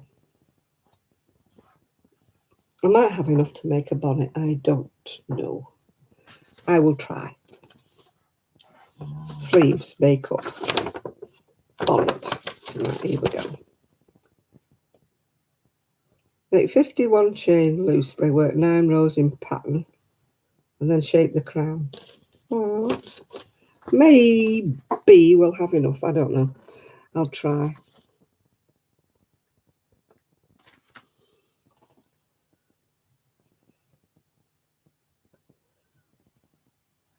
They probably are. I don't think... I've never eaten a catfish anyway. I've eaten a lobster, but I wasn't that struck. All that fiddling and faffing and trying to get the meat out the claws and stuff. Oh, God, no. It's messy.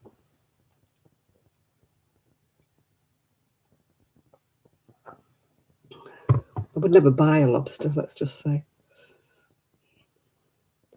1, 2, 3, 4, 5, 6, 7, 8, 9, 10, 11, 12, 13, 14, 15, 16, 17, 18, 19, 20, 21, 22, 23, 24, 25, 26, 27, 28, 29, 30, 31, 32, 33, 34, 35, 36, 37, 38, 39, 40, 41, 42, 43, 44, 45, 46, 47, 48, 49, 50, and another one makes 51.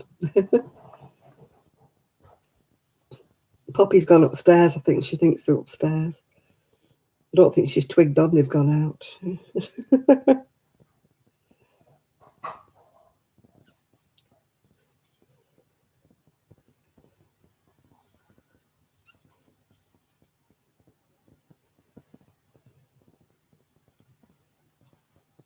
don't know whether she's gone up to bed or not. It's not that I don't like the taste of lobster shad, it's just all the faffing about, cracking the claws open and trying to get the meat out and stuff. And I also don't like the thought of them boiling them while they're still alive.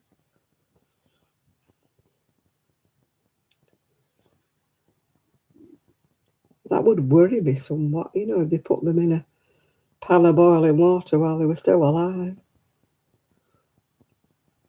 That would worry me.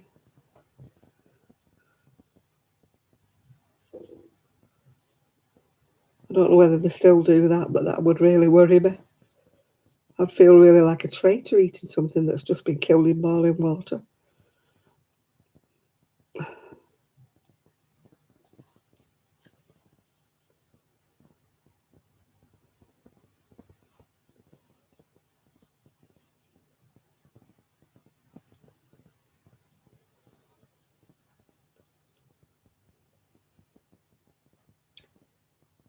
At least with the fish, I mean, you take all the innards out, don't you? All the guts and all the rubbishy bits that's in its innards. But I mean, if you're going to cook a lobster whole, you know, what about all its bowels and, you know, all its digestive tract? Oh, I don't believe in all this shelf life of a tin of anything. I was brought up that tin food lasted forever. And I think with all this processing and sterilising and God knows what they do to tins these days, I do not believe that things go out of date. It's just to make you buy more. That's what it's all about.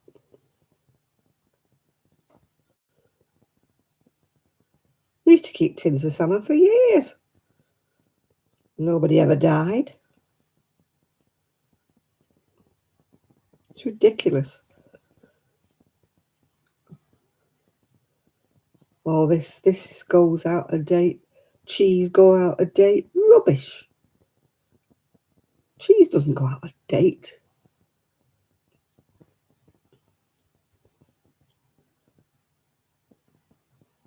If your cheese has got a bit of mould on it, cut it off. You won't die. Same with jam. If jam's got a bit of mouldy on the top, cut it off. The jam's all right. It's perfectly preserved. Why do you need a shelf date on jam? And as for honey, honey does not ever go off. You can keep it years and years and years, and honey does not go off. Ooh, poor little fish having a rusty hook in its belly. Well, that's what I mean. If you're cooking a lobster live, what about all the stuff that's in its innards? All the rubbish that you normally gut and clean out? I think canned goods are good for years. They just put dates on them just to make you throw them away and buy more. It's all a consumer whatever, isn't it? Yeah. If it smells good and it tastes good, it's okay. Obviously, I'm a bit more careful with things like raw meat and raw chicken. Don't keep that forever. But when you think about it, my dad was a butcher and they didn't even have a fridge, a freezer. They had an ice box, but they used to hang their meat and chickens and that up in the shop. There was no refrigeration back in the day.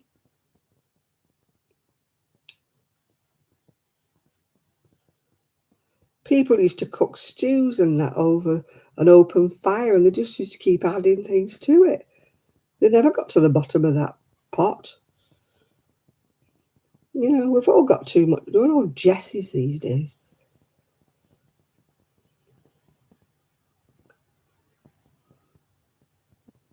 Oh, good. I'm glad the Manuka honey. It's brilliant stuff. It's expensive, that Manuka honey, but my goodness, it is good.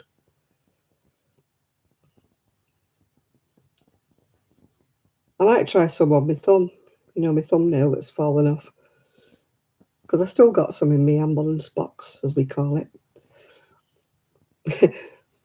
That's my mother's word for it, an ambulance box, she used to call it. That was your first aid box.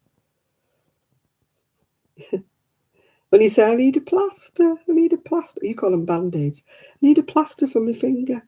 She said, look in the ambulance box. We even used to have one with a red cross on it.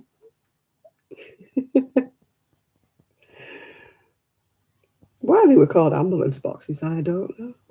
But they used to be. Yeah, it's ridiculous, isn't it? Putting 12 months life on a tin. Ridiculous. Unless the tin's punctured, dented, or whatever, then, you know, you could have a problem there. But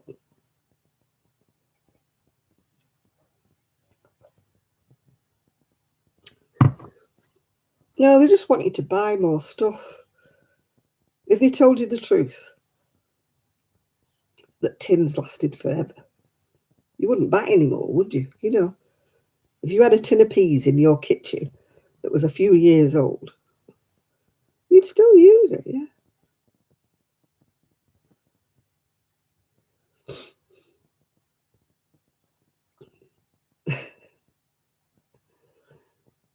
Yeah, the only thing that happens with certain prescriptions is they lose their potency, I believe, if they go out of date. But I've taken pills that are supposedly out of date and I've never died yet. My daughter-in-law and my son are demons, you know, when they're looking through your like ambulance box, your first aid box. Oh, these paracetamol are out of date. So, you know, they're not going to kill me, are they? They might not work as well, but yeah, I'm not throwing them away. I'll take one.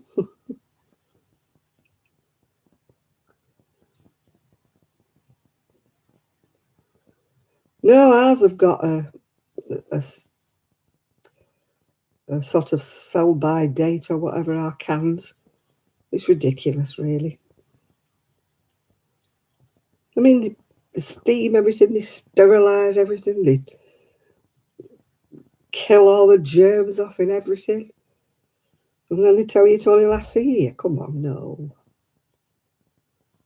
Don't believe you. Pull the other leg, it's got a bell on it. Does anybody else use that expression? Yeah? Yeah. Pull the other leg, it's got a bell on it. My mother used to always say that. She thought I was telling her a lie. She used to say that. Pull the other leg, it's got a bell on it.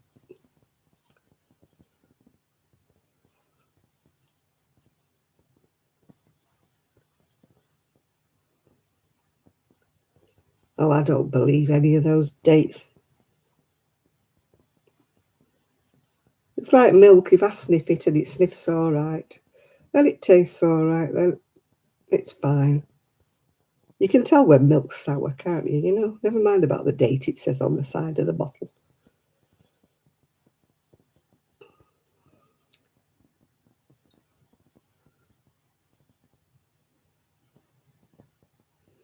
Yeah, if your can's got a pinhole in it, even or a little dint. Yeah, it is a ploy to get you to buy more. Of course, it is. They want you to be buying food every single week, don't they?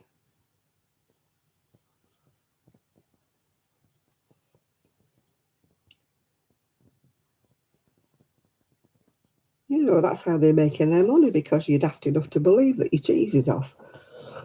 Mm. I remember a woman saying to me, she goes, that supermarket, she said, I was working at, she said, they need reporting. I said, why do they need reporting? She said, well, they take the cheese off the shelf, trim the rinds round, reweigh it and repackage it. She says, that's illegal. And I went, no, it's not. There's nothing wrong with that bloody cheese, yeah? I said, just because it's got a bit of hard bit or a bit of mouldy bit, just chop it off and it's fine. And she goes, no, it's illegal. I said, no. Nothing wrong with that cheese. Oops, family are back.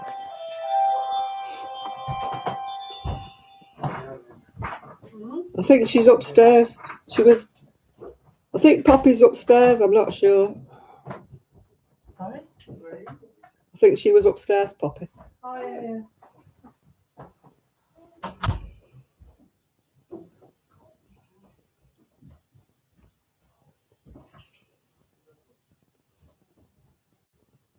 Family back. They've been out for the day. First time I think they've been able to go out for weeks.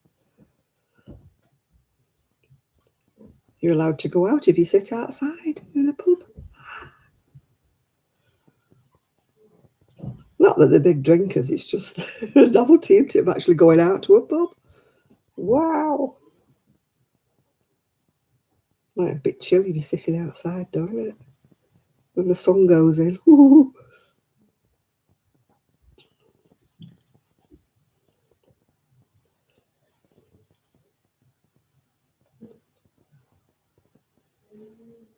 When I worked at Asda, which is like your Walmart, I was disgusted at the amount of things that they threw away. I was disgusted with them. And they won't let the staff have them or anything like that. They won't give it to the homeless. They won't do anything. They just trash a lot of it.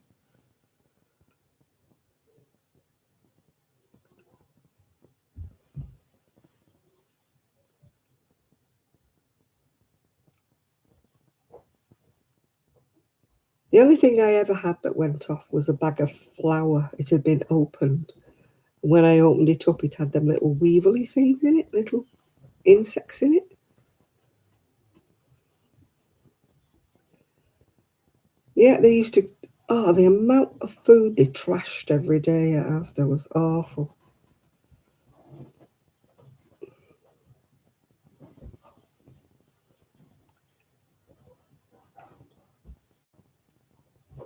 What, you're shaking or the room's shaking, Jane?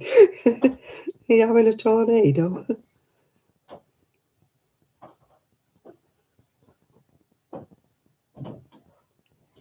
Oh, yeah. They won't let anybody dumpster dive. They have everything locked up.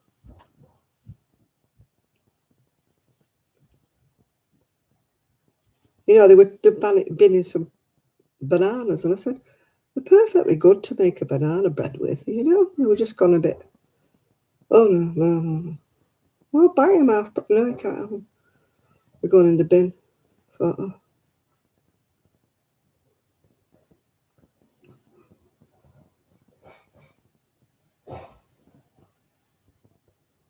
oh, I've never known anybody die from cheese, Ella.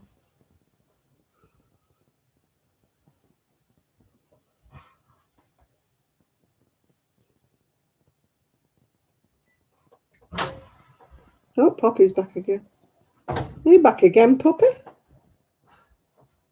Make your mind up, girl.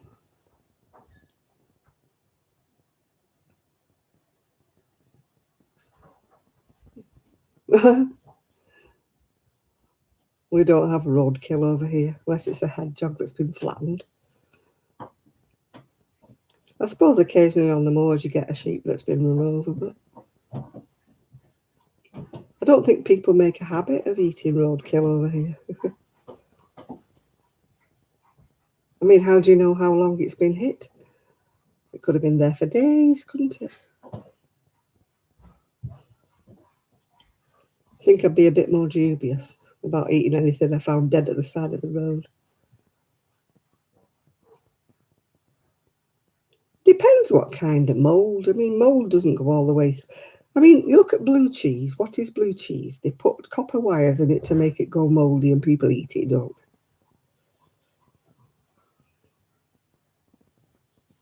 they? Some cheese, I believe, not cheese I eat, but they put maggots in it, don't they? Ugh.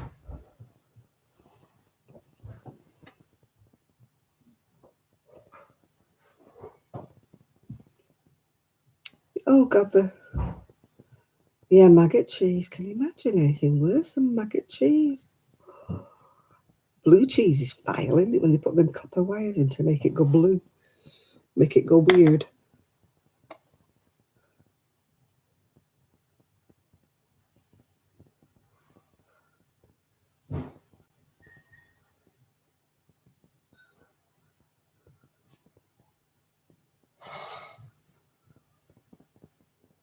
Is it from Italy? Oh, I don't like smelly, welly cheeses anyway. You know, brie and all that jazz. Camembert. There's one that smells like baby's wet nappies, baby's wet diapers. Vile.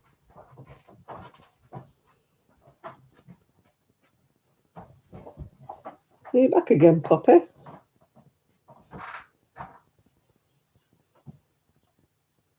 Poppy can't decide which side of a door she wants to be on. Come in. Come on.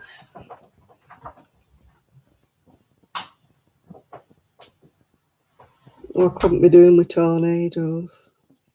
We had high winds here. We had gales when we first arrived here. They were bad enough. But I wouldn't want any tornadoes. No, thank you.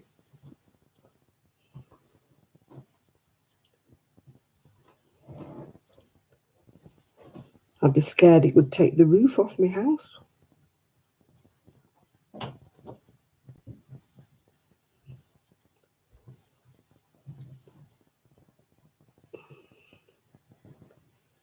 My back is aching, and I don't think it's anything to do with my injection.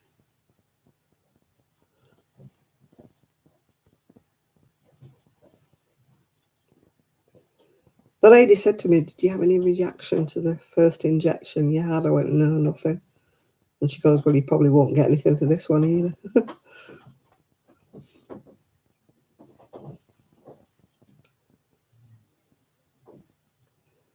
So my little card now has both injections on it now.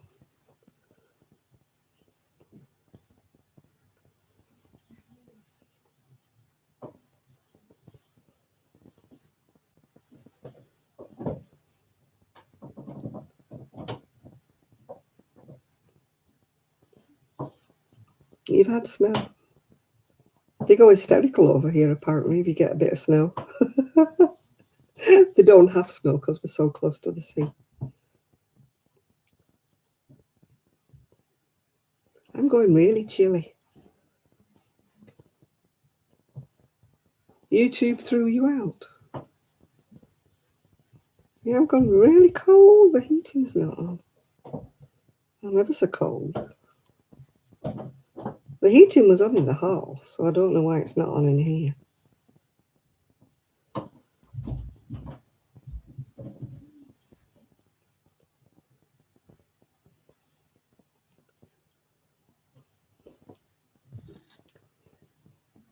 You've been evicted from YouTube, were you, Miguel?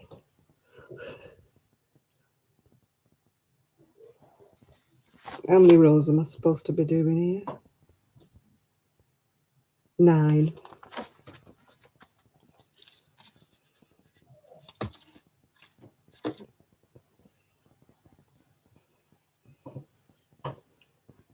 No, I can honestly say I've not been.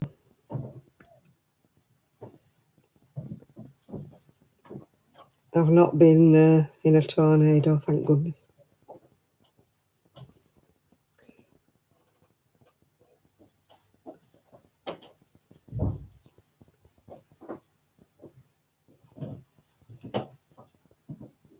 My PC keeps switching itself off. I turn the TV on and the PC goes off. I didn't even think they were linked.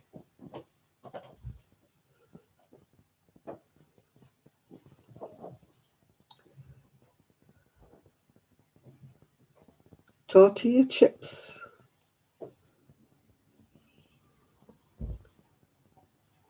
No, I've just had me.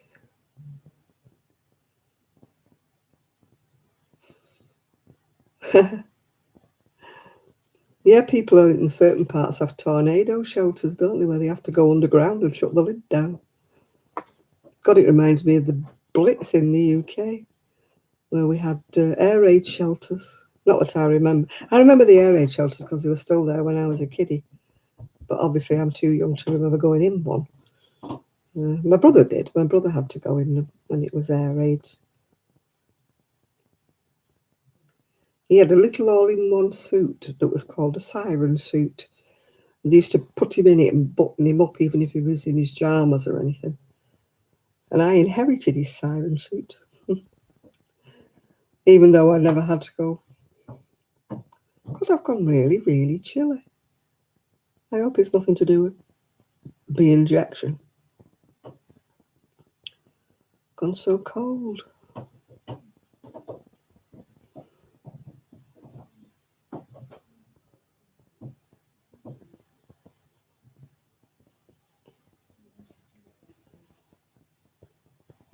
Time is it?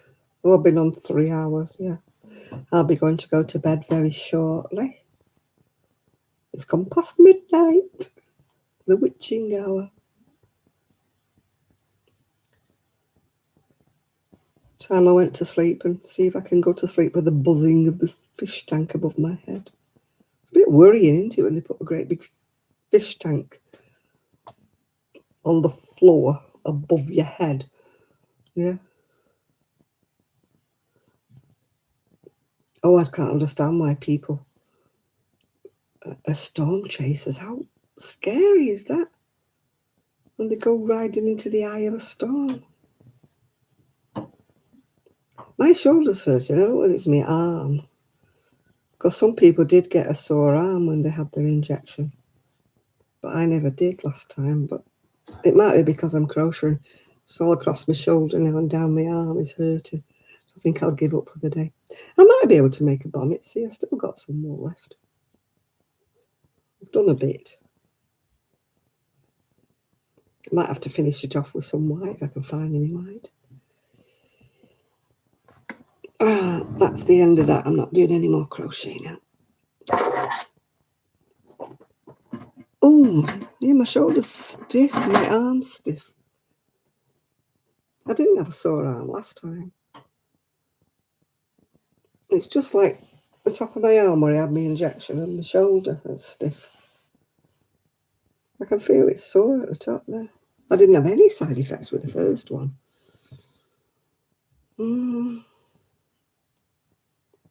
Just hope I don't have any other side effects. I don't want to be feeling ill and dizzy tomorrow. Family are going out, so I'll be on my own here with Poppy. Oh, you're going as well, Rebecca, right? I'll be going in a minute as well, yeah. Try and get some sleep. Put my crochet away.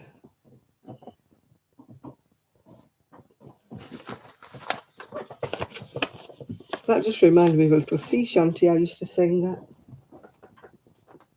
We used to sing, away, away with the rum by gum, the rum by gum. Away, away. I used to go to a folk club when I was in my youth.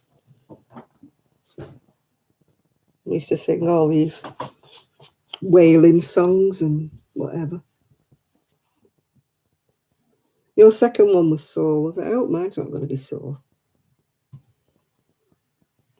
No, it's the radiator's not on. I went out in the hall before and the radiator was booming out there. I think somebody's turned it down. They keep denying it, but I'm sure they keep turning the damn thing off.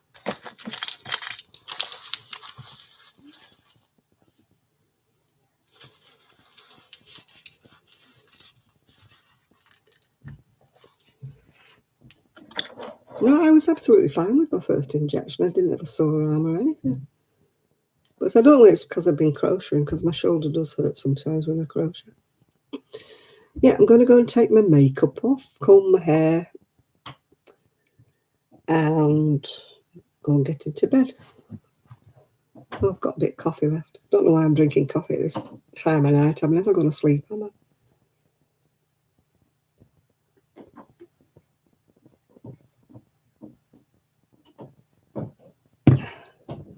I need a drink anyway because I've got to take all my pills.